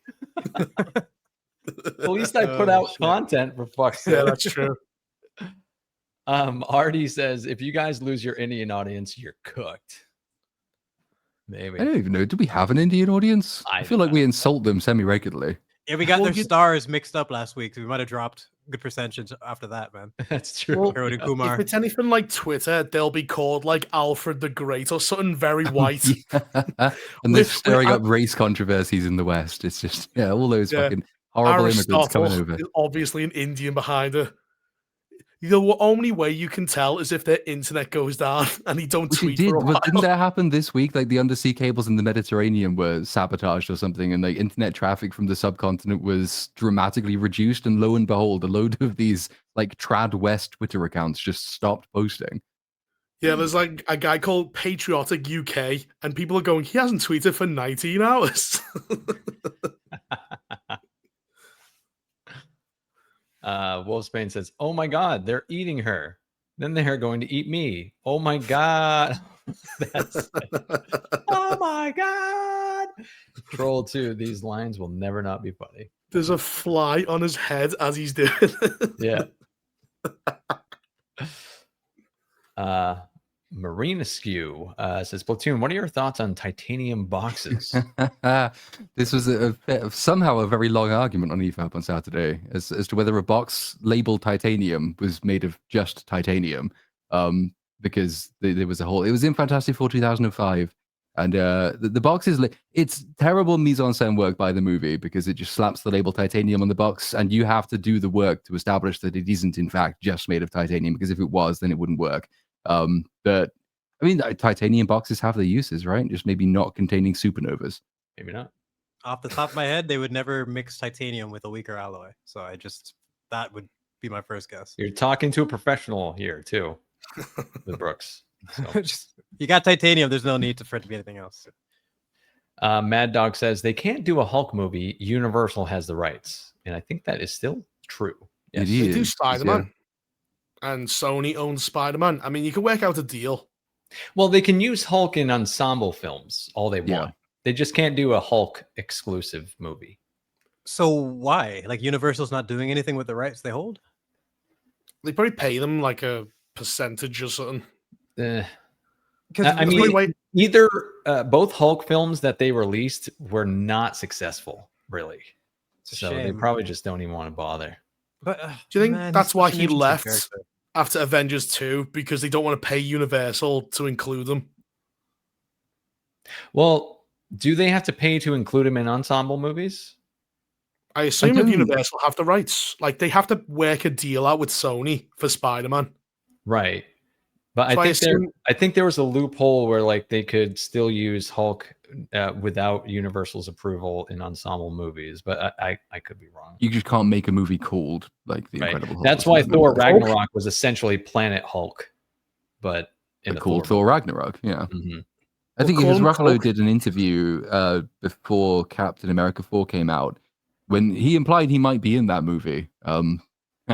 But then he was talking about how, like Kevin Feige sat him down and had this conversation. He said, what story would you like to tell with this character? And Ruffalo told him, and he said, right, well, we can't do that in a Hulk movie, but we can do it across like 9 Avengers movies. So we'll do it there instead. The mistake, of course, was asking Mark Ruffalo for his opinion on anything. Right. Yeah. The man never got any payoffs to his build-ups, from his relationship with Black Widow to his beef with Thanos. He lost every single 1v1 fight he was ever in, from Thanos to Thor to Iron Man. He never actually had respect or intimidation, except maybe in the first Avengers. And he's been completely cucked and made into a fool in his last few outings. So Which makes a lot of sense if you assume that Mark Ruffalo is the one giving character direction, because he's just turned the Hulk into himself. I always say Edward Norton would have had the balls to actually fight for Hulk to be a character. This would have never happened with Edward. But no, it would have been really great to have him. He's difficult. And basically having a backbone, having some type of integrity, and having a vision for your character means you're difficult. You don't just fall in line and do whatever we want. Mad Dog says he can only guest star, for example, Thor and She-Hulk. Yeah. What happened to She-Hulk? Are we going to see her again? No, I hope so, but I don't think. Maybe we'll see her Tatiana die. Maslany say that like she slagged off Kevin Feige, and then 2 years later she's like, "Oh yeah, I really hope I get to come back." All the work had dried up. Yeah, we need like 6. We need like Ironheart, Gaia, She-Hulk, like America Chavez, all the shitty characters just to group up and have their own fucking movie. Well, you recreate She's Got Help from Avengers Endgame, right? But they just get like Last Samurai. You know, they get mowed down by the machine gun. I fucking love that movie. Doom is just shooting them down and they're just falling. The Last Samurai and Shogun. I think those are my two favorite like samurai content movies. Fucking adored Shogun. Dragon Balls D says you can make a cross between The Office plus comedy. Yeah, I think that's for damage control is an idea. I like the implicit criticism that The Office isn't a comedy, so you need to combine the comedy. Big T says, fun fact, Dwayne McDuffie and Key from Key and Peele are half siblings. Ooh. I did not know that, nor do I remember who Dwayne McDuffie is. Yeah, who is he? What the fuck is he? Who's this character? Google him now. I'm actually curious. Who is he? Yeah. Yeah, let's all Google him. Dwayne McDuffie. Apparently, he is an American writer of comic books and television. Oh, he's dead. Oh, is he? Oh, he's been dead for 14 years. Why did he mention this guy? Dead guy from 14 years ago. Is his brother. Thanks. Well, cool. Hell yeah. Type Sarah says, about the Superman movie, if Kryptonians had a reputation for raping and conquering, why was Guy Gardner not told this by the GLC when Superman came out 3 years ago? Would OA and the GLC not know all? Wouldn't Supergirl Why know? wouldn't his robots tell him? It's all fucked, man. Well, Gunn tried to answer that question in that interview because someone actually asked him, like, why did Supergirl not tell him? And James Gunn's response was, well, you assume all people on Krypton are the same. Maybe they're not. And also, maybe she just didn't know because she's younger than him in this version. So, rip comic she left Krypton at 18. Well, they probably, I don't know, have they established that in this? Because he says that in this version, she's younger than Superman is. Not anymore. She's younger. He said she's younger. Oh, now. Well, she's younger than him, but she's his older cousin because Superman. But are they doing that in the story, or is that just the lore? Well, he's saying Supergirl is based on Tom King's story, which is she survives on a floating chunk of Krypton. So she's surviving on Krypton as it blew up. That means she's got to be old enough to at least know Krypton. Right. You would think. But this is James Gunn, so fuck those. He's a liar. And the explanation, even if you park all that stuff, the explanation still doesn't work, because if Superman's parents were notably strange on Krypton for wanting to rape the entire galaxy to death, you'd think someone would have noticed. They're like a Jonestown massacre. Like, he sends Superman away on a ship, and then him and his wife drink Kool-Aid along with all their followers. Like, it's half joking, but it's something they could have worked with if people were at least aware of it. Like, we could, like, the reason why Superman, like, if it's true and everyone else is aware, at least getting the perspectives could have made it a little bit easier for us to digest. But it just seems like this shocking thing that just is a complete mystery to all the people that should know about it. Like, does Zod know about this? That requires actual attention to the script. And Superman by James Gunn is a movie that thrives on vibes. And that's it. Yeah. Well, he made his parents evil for a joke. Super harem. Isn't that fucking hilarious? A harem. Why would he do that? Why would he do that? And that is really the moment where the movie starts to just completely crumble. Because oh yeah, you're like, okay, not only is this dumb, but the world you've established should not believe this quickly. This should be a massive debate online. But nope, they saw a video. It's over. but it also means that the movie's thematically dead from that point because there's no conflict. Like there's no universe except maybe Zack Snyder's in which Superman agrees to rape everyone. So what's the conflict? The problem was with Suicide Squad. They're saying Peacemaker, is that they're saying the Suicide Squad is canon. So Bloodshot put Superman in a hospital with a kryptonite bullet, but the first time he ever lost a fight was against Ultraman. Yeah, none of it works. I think we have to just ignore those. There's nothing we can do, man. Because he said conflicting thing. Well, he said that like, at one stage he said the Flash is like the soft reset. So that's the point at which everything before the Flash might not be canon anymore, and then only things that are directly referenced in prior. Only things from prior things which are directly referenced in new things are a part of the official canon, if that makes sense, which it doesn't, but that's what he said. But like that's the thing, they're all connected. So you can't just reference one movie because other movies are attached to it. You're fucking with my vibes, Reaper. That's what I mean. It's like you have to just ignore it. It's all too broken at this point. It's like trying to include Loki season 2 into the rest of the MCU. Like, don't even bother. Just why bother trying to just slowly flow your way towards a Superman reboot that's just a soft reboot, as if anyone gave a shit about the fucking DCEU? Who cares? Just start from scratch, truly from scratch, and just. I can't imagine what it's like being a casual, someone who just happened to watch Penguin, and be like, man, I love these DC shows. Let me check out. There's like nothing else. You know what I mean? Like you want to go and see where else you can get out of this. And it's like S tier in a world of like C to D tier crap. Well, we said Marvel's going to do this where Doomsday is going to happen, but they're going to keep 4. So it's a brand new universe, but they'll keep it'll be the same problem. We'll keep bits of shit from the previous universe, but the problem is that's all connected. You can't separate it. Yeah, you can't pick favorites. You got to strip Scorched Earth. Clean break. It's just a band-aid to get to the next part, but then 5 years down the line, which really isn't that long in movie terms, no one's going to give a shit. So why are you doing it now? Because it just makes it convoluted just a little ways down the road. It's too much. Short-term thinking. And short-term thinking, exactly. Genmai says, is there a work where despite your best efforts, you can't longer enjoy it due to what you know about the artist or artists involved, but the work is still good? Jeepers Creepers. What's wrong with that? The guy who created it is like a famous pedophile. That's part of the reason the franchise never kicked off. Oh, when the Creeper as a concept is probably one of my favorite slashers. You know what I mean? Like, you think about the Creeper. I'm like, it's called the Creeper. It's so bad. It's got everything. It's like you're screwed. It's the reason the Creeper isn't in Dead by Daylight. It's a horror game. He's after kids. It's the reason we don't have Jeepers Creepers Part 9. Like it's that is the big one. I love that. That's his self-insert character. The Creeper. He is the monster that goes after kids. it also sucks because the Creeper, as bad as it is to say that, is a really cool monster. It sticks to its rules. That's all I ask. I guess I was going to say Subway sandwiches, but their sandwich sucks now. So. Jerry, the pedophile? Oh, yeah. Oh, what's his face? I don't think I can name one. I don't really I don't really have a problem separating art from artist in basically any way. They can still very horrific people can do some incredibly good things. Yeah, it's usually the product has gone bad, like Star Wars. Yeah.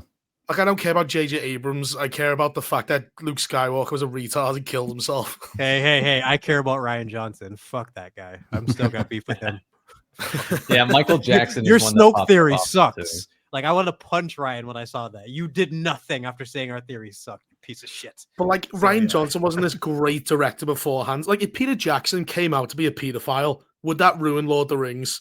No. I mean, it would suck when I see his cameos, though. Every time I see that carrot, I'm just like, you fucker, you dirty bitch. Because he does have some cameos that I like. He throws a spear in Helm's Deep. He eats the carrot in Bree, and the third, his kids have cool cameos.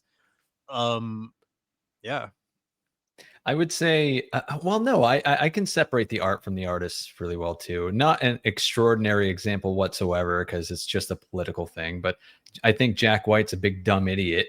But he's also my favorite musician of all time. He's just fucking brilliant in that way. I think Conor McGregor is a fucking disgrace of what he used to be. But he's one of my favorite MMA fighters of all time. I think Kanye is an amazing artist, but he's a fucking douchebag. Like you got to separate these things.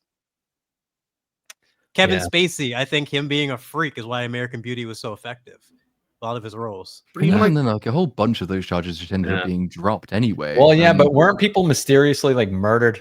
I don't know. I have a feeling that if you looked into it, it would probably be the case that is just sort of conspiracy narrative building. I don't know. I mean, I could be completely wrong about that, but oftentimes when you look into it's like you could do the same thing with like, all the Clinton suicides. Like, fair enough. It's actually quite an entertaining story. And yes, there is some incredibly shady shit that did happen.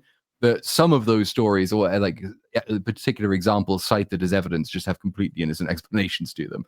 Well, there's one that didn't. One of her assistants hung himself from a tree and then shotgunned himself in the chest. That one is very hard to understand because like, that takes some talent. How do you reach a shotgun whilst hanging? Do you remember the Michael Richards crash out like about 15, 20 years ago? It was Kramer from Seinfeld. Literally doing a stand-up, and he just went nuts, calling, "You're a nigger, you're an ass." He just went crazy. God, I remember that. And I remember that was the line for me. Like, and Dave Chappelle had it best. It's like, I'm like, as a black person, I'm offended, but as a comedian, I'm just like, he's having a bad set. It's just like, it just is what it is. You know what I mean? And I was like, I completely adopt that argument. Like, I'm like, come on, man, there's no need for that. But for me, truly, is he racist and he hates black people? Or he was humiliated, panicked, and needed to lash out in any way he can. Could be going for it could be that. Humor. Yeah, it's shock him. Humor. He had nothing left. Bad call. It's the definition of a crash out for me is someone freaking out to the point where they damage and ruin their own reputation. Like that's what it should be. And that's one of the best examples because people wanted to lynch him for that. Like, I'm never watching Seinfeld again. Like, what is his performance not funny now because the guy is like doesn't work that way for me. So it's usually the product has gone bad. Like James Gunn is becoming insufferable, but Guardians 1 is a great movie. Exactly. Yeah, it is. Yeah, he's a liar. His ego is ruined. His reputation. I could still watch Guardians and have fun. Yeah. Like it's rendered. The Flash isn't made bad by the fact that Ezra Miller was going around kidnapping children and stealing things. If anything, it improves the film because it's very funny. He was so nice to his mother, yet he'll choke another one. Like, the video of him choking, it's so awkward too the way he does it because she's just like, "Wait, what are you doing? What?" Like you could tell she's so shocked because it's such a strange thing for him to do, even though the camera's on him as well. There's the great scene as well where he's being searched by the police, and it's just not in the Flash, obviously in real life. See, I'm non-binary. I don't want to be searched by a man. Don't touch my penis. Don't touch me. These fucking rules. I don't get it, man. Oh, jeez. To continue, Genmai Cha says, for me, it's my collection of the Sandman comic books. Yeah. Oh, because Neil Gaiman is I was on a stream. Apparently, he made he had a BDSM dungeon, and he tried to make his girlfriend eat shit. Oh my God, he's Vince McMahon. Vince McMahon is about to say it. Did he name the dildos after his favorite wrestler? This is The Undertaker. The shit was the dildo. If there's ever a story I believed with no fucking proof whatsoever, it was the Vince thing. Like, if anyone who knows Vince, they're just like, yep, 100%, that's for Vince. What else can you do to shock yourself when you're Vince McMahon and you've done everything? Yeah. Like, fucking, that's it. Got to push it to some crazy kink extreme. This black one's Mark Henry, and this another Undertaker. World's strongest man is going inside you. Another example: Mark Hamill's ridiculous politics online doesn't ruin Luke Skywalker for me. Yeah, or him, any of his. Like, I saw him in the House of Usher, and I loved him in that. So, yeah, I'd say it's just usually it's a bad director and a bad product. That's what really pisses you off. And the aftermath of blaming the fans. Yeah, Ryan Johnson is the classic one. Yeah, fucker. I hope I don't say your name wrong. I apologize. Kalechi DC's biggest villain isn't Darkseid, it's Warner Brothers. These fucks have tarnished this brand for 20 years at this point. I think it's Kalechi Oki. Kalichi Yogi. Thank you. Maybe. Yeah. I'm totally guessing. Well, it's probably one of the three. One of the three. We got him. Thanks for the super chat, man. Mm-hmm. Wander Girl says, the problem is setup doesn't get you accolades and rewards, only payoff does. To set things up, they'd have to take a short-term profit loss, and that's not how the industry works these days. Pretty spot on. Well, the Batman and Superman are both coming out the same year, so Warner Brothers is trying to maximize profits. I just wanted to mention something in the chat real quick. Ryan Johnson didn't write any of the Breaking Bad episodes. He directed them. And he's a good director. I've never had an issue with his directing. It's his writing that should just be burnt and fucking just destroyed. He should not be allowed to own a pen or a keyboard. But with directing, he's got a good eye for that shit. But the most fascinating thing about him is he wants 50% of the audience to hate his films and 50% of the audience to love his films. He wants to be controversial. And the man directed the lowest rated and the highest rated episodes of Breaking Bad. I find that like unbelievably interesting considering who we're talking about. He made Fly, and he made Ozymandias. Yeah. And so one of the most popular ones and the lowest rated one, even though I love Fly. That set up that question. It requires skill and planning and like, you know, a vision. These people don't have. They don't. And it's also because the successful setup movies can do incredibly well, but they have to have internal payoffs. They have to be completed stories that function standalone, as well as obviously teasing stuff that comes next. The early days of the MCU are a good example, I think, of setup movies that are profitable. Empire is a good example of that. Yeah, setting up and paying off at the same time. So it's not just that, but I think it's probably an accurate depiction of the Hollywood mindset, which is that we just need to get as many shocking conclusions as we can on film at once. Fuck the setup because no one's interested. Batman, Superman. We need the Avengers, despite the fact we've only had Man of Steel. Yeah. And speaking of Fly, like bottle episodes like that, you could only get away with that when you have super fleshed out characters. You couldn't have fucking shitty characters from Alien Earth in a room chasing a fly. It wouldn't work. We'd be bored to death. But the payoffs we got for that, some of the best acting from Walt, his Jesse's story about his grandma, and the apology about Jane. Holy fuck. It was super, super heavy. In an episode, yeah, no, that was season 5. He actually does apologize when he's all strung out and high. He's like, I'm sorry about Jane. Jesse doesn't know what he's talking about, but he actually does apologize, which makes that scene so impactful. Yeah. Was there ever a show or movie where there was setup but no payoff? Wasn't Lost like that? And it feels like Severance is on its way to Lost was like that. Yeah, I haven't watched Severance season 2 for that reason. It's like I actually want to see, because season 1 was intriguing, and I heard that season 2 was more like season 1. It's like, wow, I'm not gonna be sucked into this again. Indeed. Game of Thrones. So yeah, this Lost as well. Lost has like traumatized people. The thing about Lost is Lost has, like, from what I remember, 0 payoffs. Every episode was 40 new mysteries and like no fucking answers whatsoever. Game of Thrones at least has some payoffs, but the vast majority of them, in terms of the major things, got completely butchered or thrown away. So those are the two that you think of. You have to have payoffs in your own season.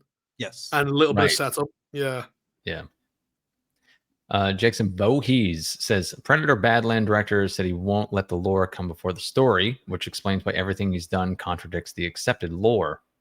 Then don't do a Predator movie. Right, just don't do it.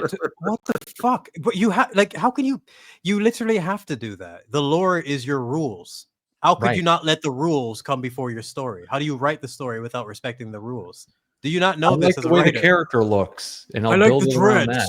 You had dreads, and I just had a vision, yo. I like the fucking, the knives on the hands. Cool. Yeah, I think Noah Hawley said something similar-ish about Alien Earth as well. It's just and these comments periodically come out. James Mangold, when he was talking about that Star Wars thing, he probably isn't ever going to do, saying like the nice thing about going really far back in time is that you're not bogged down with all the lore. So, but why did you agree to write a Star Wars show or an Alien show or a Predator show? Surely the appeal of doing that is that you can tell a story that uses the things that made you like the thing to begin with, as opposed to creature design is cool and IP is recognizable, so give me it. Can you think of a single IP Platoon that would benefit from being adapted without having some passion for the lore? Like ignoring the lore would be a strict benefit. I can't even think of an example that at this point. Star Wars, when the lore is fucked, I think that only works. When Well, people are desperate for something new, I think that's it. Come into a dying franchise. That's it. Yeah, but depending on how you work it, because you just do the thing. In my mind, Star Wars is the OT, the prequels, Andor, and Rogue One. You can ignore the rest. Yeah. If you can ignore Jaws for the revenge and still appreciate Jaws, then you could ignore. You know what I mean? But you can make up your definitely own keep headcanon. Jaws 3 in the fucking lore. The That was 3D. a banger. Jaws 3D. man, when he's coming Oh my towards that God. screen, boy. It's so fucking shit. I'd say maybe like Arcane Season 1 benefited from taking a very loose approach to the League of Legends lore, because I know very little about League and I don't care about it at all. It's not for that reason that I say it's okay to discard it, but from what I understand about League lore prior to Arcane, it was sort of very slapdash. There's lots and lots of stuff that didn't necessarily fit very well together anyway, and it was an excuse for them to go back and try and harmonize a bunch of stuff. Also, clearly setting it in a potentially an alternate universe helps as well. Because I was so familiar with League, I did not want to watch Arcane. It took me months to get into it. It was all the characters that I hate, and I'm supposed to watch a show with them all. But then as soon as you watch Arcane, you realize it functions on its own, and all the lore stuff is just a benefit. So I don't agree this applies to this, because I'm talking about something that genuinely benefits from ignoring lore. This one blends it. Arcane does it so you get a boat. Like basically the first scene when they walk into Zon, you're just walking by, and this is just establishing world building to a new viewer. But to us, I'm like, oh shit, there's the thing from the thing. There's a jungle monster. There's that guy. There's all this little shit that you can appreciate, but you don't lose anything. You literally don't lose anything as a viewer if you haven't seen League. I'd say the biggest thing is you gain, because this character Victor, for example, when he's first introduced, he's introduced by his title, and at the end of the episode, they ask him again what his name is, and he says it's Victor. And for a viewer, you can just be like, oh, okay, I guess that's his name. For a League fan, you're like, oh my God, what the fuck? Because Victor looks like Dr. Doom in the game. So you know he's going to have some crazy arc that he's heading to. You don't assume they're going to fuck it up royally in season 2. Oh, he definitely had a crazy arc, that's for sure. Holy shit. I was thinking about season 2 in the shower today, and I like fucking almost punched my soap. I was so fucking pissed off about I just like randomly just thought about how much they screwed up Victor and Vi and just got angry out of nowhere. Best animated TV show according to the Emmys, so that's really good. Yep. Oh my God, I've started watching it. I'm like, this is going nowhere. Season it goes 1 so to much 2, worse than nowhere. I mean, fuck me. It's the Nowhere biggest would've been drop better. of quality like ever between seasons. In Like, between it's like- seasons, I can't think of We anything said to this top about this. Thunderbolts. You watch the TV shows, you have all this lore about who fucking US agent is, but then you watch the fucking film and he's a completely opposite character. Totally different character. You're just actually looks punished knowing the lore. Yep. Captain Barbarossa says, Platoon, do you have any recommended poets aside from A.E. Housman that you mentioned in Rebel Moon? Oh, W.H. Jordan. Always helps if they have 2 letters before their surname. Tends to make a good poet. Yeah, it's a requirement. Yeah. Oscar Wilde is an obvious choice. Auden's probably more approachable. I would say Auden. Edgar Allan Poe. Never got into Poe. Classic. Big T says, fun or unfun fact, Rachel Zegler won a Golden Globe in 2022. Also, they didn't air it that year. Really? For West Side Story, I assume? Isn't I that would guess so. that was the one in Spanish, and they sold it with no subtitles for an English audience. Sean Calloway says, if the only way of erasing the last 10 years of Marvel and DC shit was to go back and erase Iron Man 1 and the rest of the first 2 phases of the MCU, would you do it? Well, that's just restarting all over again. That's just doing a new continuity. Fuck. Yeah, Like, those films I'd say happened, we no. all Just, remember them. yeah, just stop.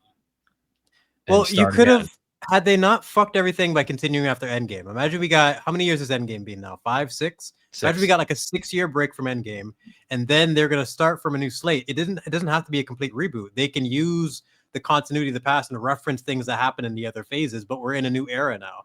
Like Pepper could be old. You can use some characters that still be around, but like you could do a different. It doesn't have to be a full reboot, is what I'm saying. And I just think they missed that opportunity now. Yeah, now we no, have mind no you, I guess choice but a reboot. Premise of the question is though, like, would you just erase all of it and At this point, yeah. go back to Iron Man 1? I don't know. No, I wouldn't get rid of, because like I don't think you learn from mistakes if you forget them, and you'll just get the same thing happen again. And B, like up until Endgame and Endgame is really not good. But up until Endgame, there's a lot of there's some good, really good stuff in there. There's a lot of okay stuff in there, and there's a little bit of shit in there as well. But sure. I think it functioned perfectly well enough, and you can sort of just leave it with Endgame as a flawed but kind of occasionally entertaining end to that entire story. But we might not even have to do this as a hypothetical for very much longer if Doomsday and Secret Wars end up just resetting everything anyway. So we might even see the results of that approach.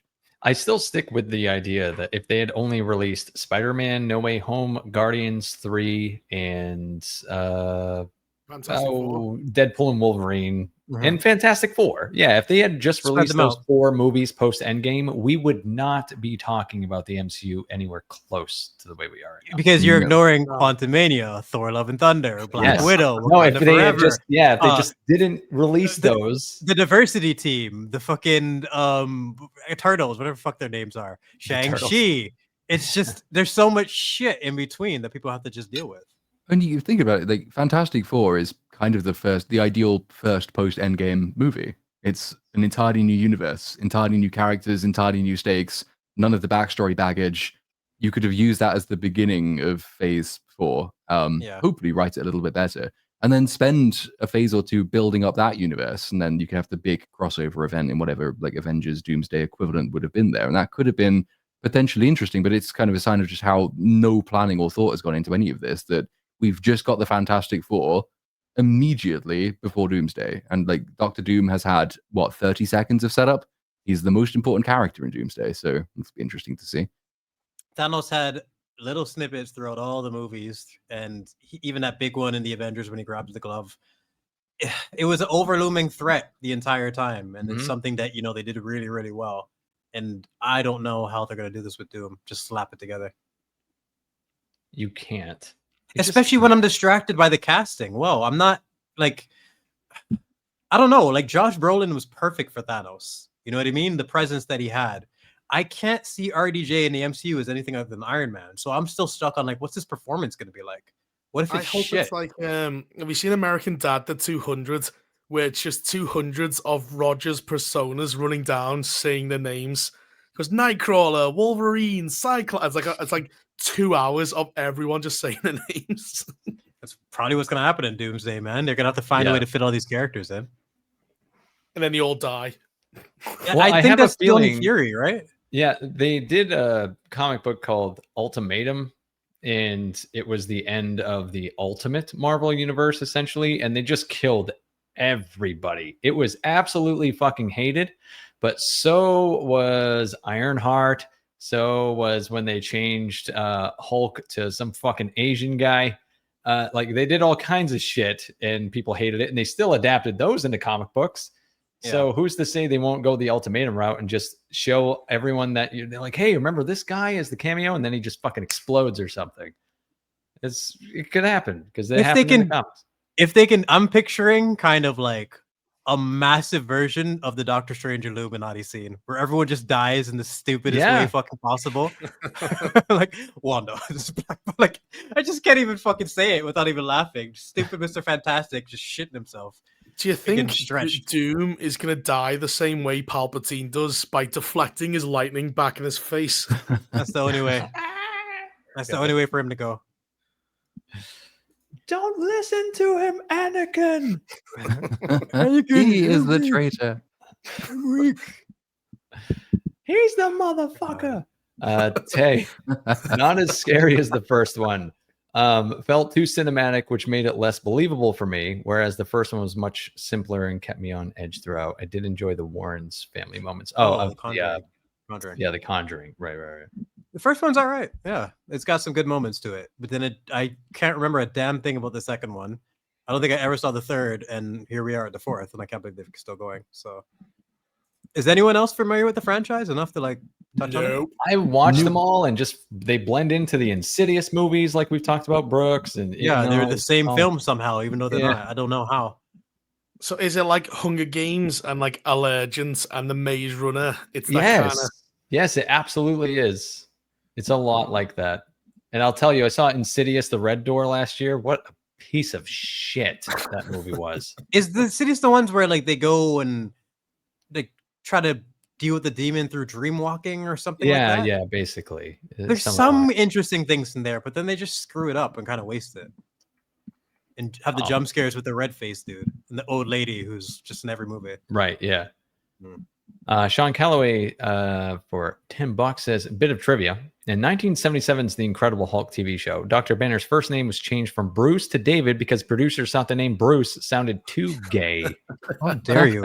Platoon, any thoughts? What the fuck? Is Bruce? I mean, Bruce, is it a particularly gay name? Is that a top or bottom This is name? news to me. I think it's Bruce sounds more like a top name to me than I don't imagine many twinks called Bruce. Yeah, it kind of entails like very old gravelly voice. Is what I hear. From Bruce generally sounds like a masculine name. It's like, I don't know, Bobby. If your name's Bobby, you're probably fucking at least half semi. I make love to women. I have sex with men.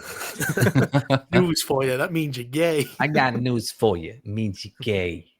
But like, isn't that the same show where they painted a naked man green half the time? Yes. This is too gay. This is super.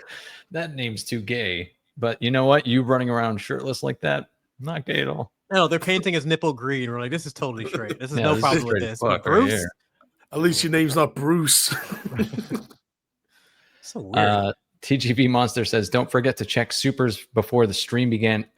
They weren't there if you did send anything in. So I'm really sorry. Hold on, maybe I've got them. Oh no, I've got them. I think it's because that makes no sense, but fuck it, they're here. So I've got those. Oh, you do it. We can. Well, should we circle back to those once? Yeah, we don't get lost. Yeah. Okay. I got 3 left here, and then we can circle back.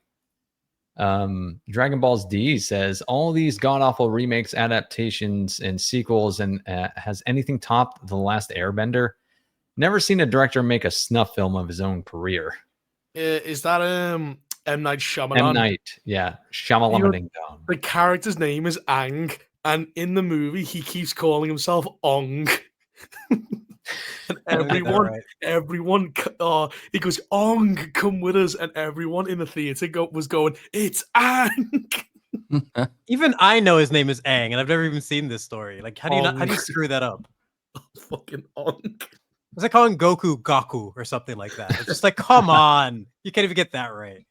Oh, it was just so cringe. Every time you heard the name, you'd physically wince. Fresh RC says, on the topic of balancing lore and story, Tony Gilroy and his work on Andor is a good example of doing it right.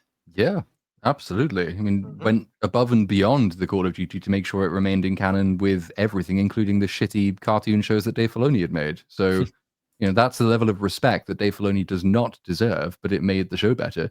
And it was like, rather than just using obviously recognizable things from canon, it was a case of like what events and places and things in canon are best integrated into this story quite naturally. Like the Gorman Massacre by Tarkin was like a really good example of that. So yeah, it's the most intelligent use of canon in a prequel, midquel, sequel, whatever it is I've seen in a very long time.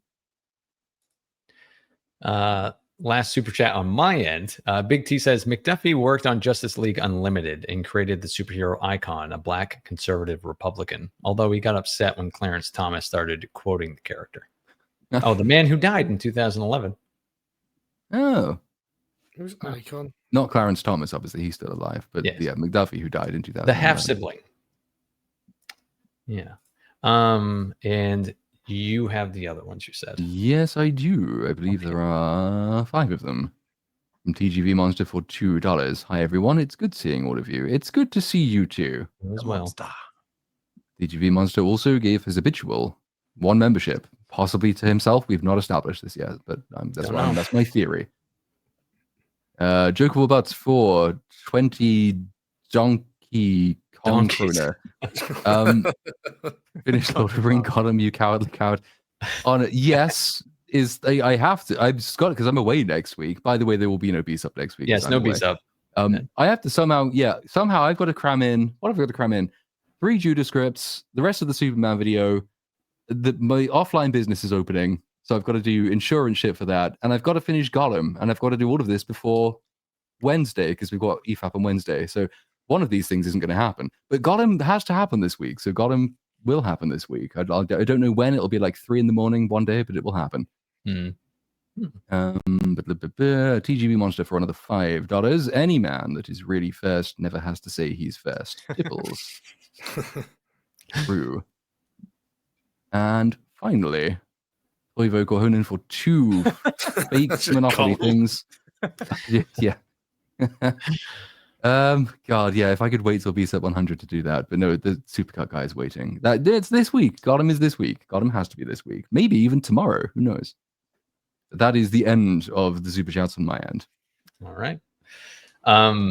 In that case, I will thank all the co-hosts of this show and the chat as well. Thanks for sticking around, you guys. We always appreciate you sticking around for the super chats. I think it creates some good conversation all by itself too.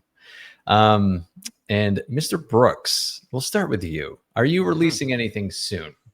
Hopefully, if I can fucking figure out how YouTube works now, because the video, I've been scared to even get the other scripts going for the horror movies or for the horror videos that I have in mind, and so I can figure out what the fuck is going on, because it's just strange that I'm getting clipped for like literally said, as far as the creature design goes, it's just fucking awful, and I got dinged for that, which is the most casual description of anything I've ever made in a video. So I need to figure that out. I'll probably do some editing either tonight or tomorrow, and then if I can figure it out in a way that's viable for my channel, I'll release it this week.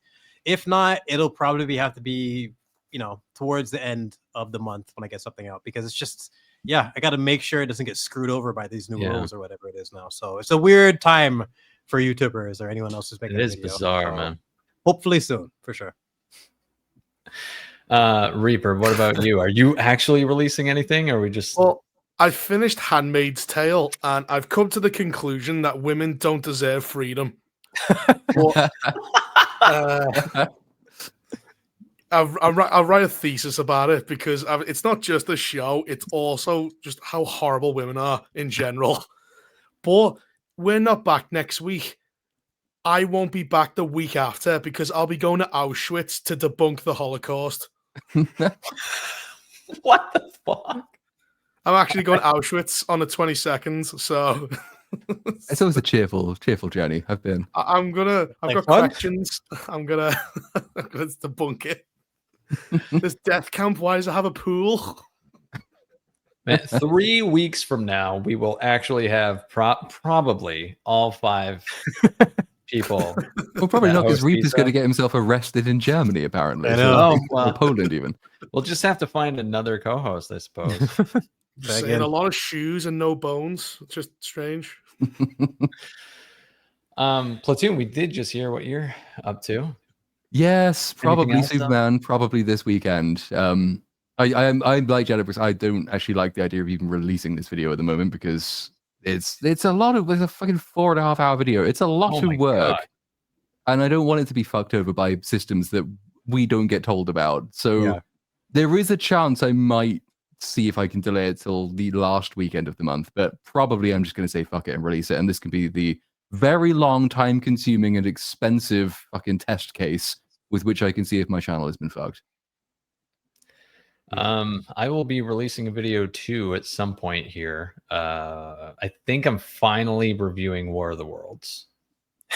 Oh, I still haven't seen it. It's awful. Yeah, I don't even know if anyone's gonna give a shit at this point, but we basically have the skeleton of a script for it. So, is it as stupid and ridiculous as that? Because it's been hyped to a point of like Madam Web levels. It is Madam Web level. It's far more incompetent than Madam Web. It's fucking absurd. Like, it keeps contradicting itself. Like, it goes, all the data is gone. Yeah, he can upload videos to YouTube. Just like and like they go, oh, satellites are down. Then he live streams a shot from a satellite. None of it makes any sense.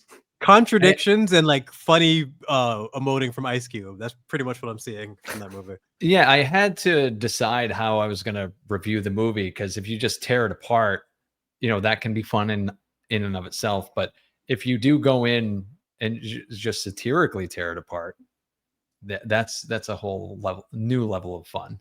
If you just pretend like it's actually the best movie ever made. So People will miss that point, you know. Like a lot of you, a not insignificant part of your comment section will completely take you at face value because thankfully, though, the comment section is not necessarily representative of who watches the videos. True. So, I have discovered that you know, a video, if it gets like 500,000 views and a couple thousand comments, it's not necessarily what people think who watch it, but we'll find out anyway. I've done it a couple times. I did it with Barbie, I did it with Little Mermaid, and I did it with Morbius, and those went over very well. So we'll see. There was one last super chat that came in for you, Reaper.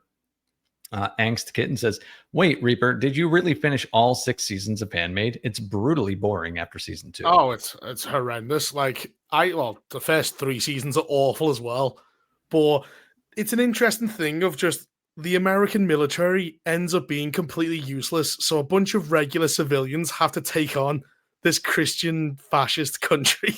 It's so cringe. But basically, women are awful. Well, I'm trying to debunk the shitlib worldview. That's going to be my review. Because it's so unself-aware. Like all refugees are legitimate. That's how they see them. But then the Americans who live in Canada, they start committing ethnic crimes. They start shooting each other in the streets, and they don't seem to have a problem with that. They have like a MAGA, Canadian MAGA, who want to get rid of them, and they're like, I can't believe they want to get rid of us. I mean, we live on their benefits. We shoot each other in their streets. We attack everyone. That's because I'm trying to debunk the worldview, because there's the plot and then there's the people behind it who are stupid, and that's what I'm going to try and break down.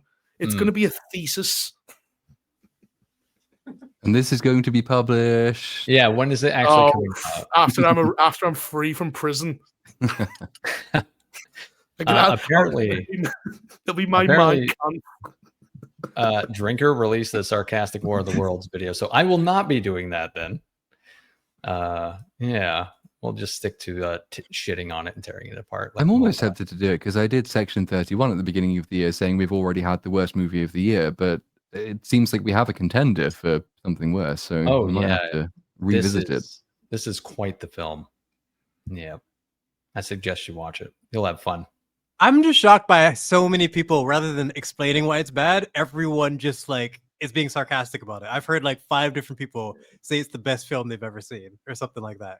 It's just something about this movie has just struck a chord with people in an interesting way. Oh, it's you know, the Sci-Fi Network, right? The Sci-Fi Channel. Okay, so it's starring a big name with Ice Cube. And he's not a big actor name necessarily, but everyone knows who Ice Cube is. And so think about that with a Sci-Fi Channel budget, but it's on a massive fucking streaming platform with Amazon Prime. Amazon Prime is also throughout the entire fucking movie. They just advertise themselves throughout the entire film. It's incompetent on every single level that you can create a film in. The acting is absolutely fucking horrific. The story is retarded, okay? And the special effects are gruesomely bad, Sci-Fi Channel level. What about the cinematography, where everyone's shaking the camera so you can't tell how bad it is? Right, yeah. It's incompetent at every single level, man. Sounds as awful as people are making it out to be. Yeah. I just love Ice Cube. There's aliens, and he just goes, damn. His reaction to an alien invasion is damn. Damn. His character fucking sucks too. He's a dickhead. Oh, he's a twat. He spies on his family. Is it really just him looking into his laptop the entire time? Yes, into his computer. Yeah. Well, there's a bit. Doesn't he? Did you laugh at that bit where the tentacles come up in his room and he slaps the tentacle?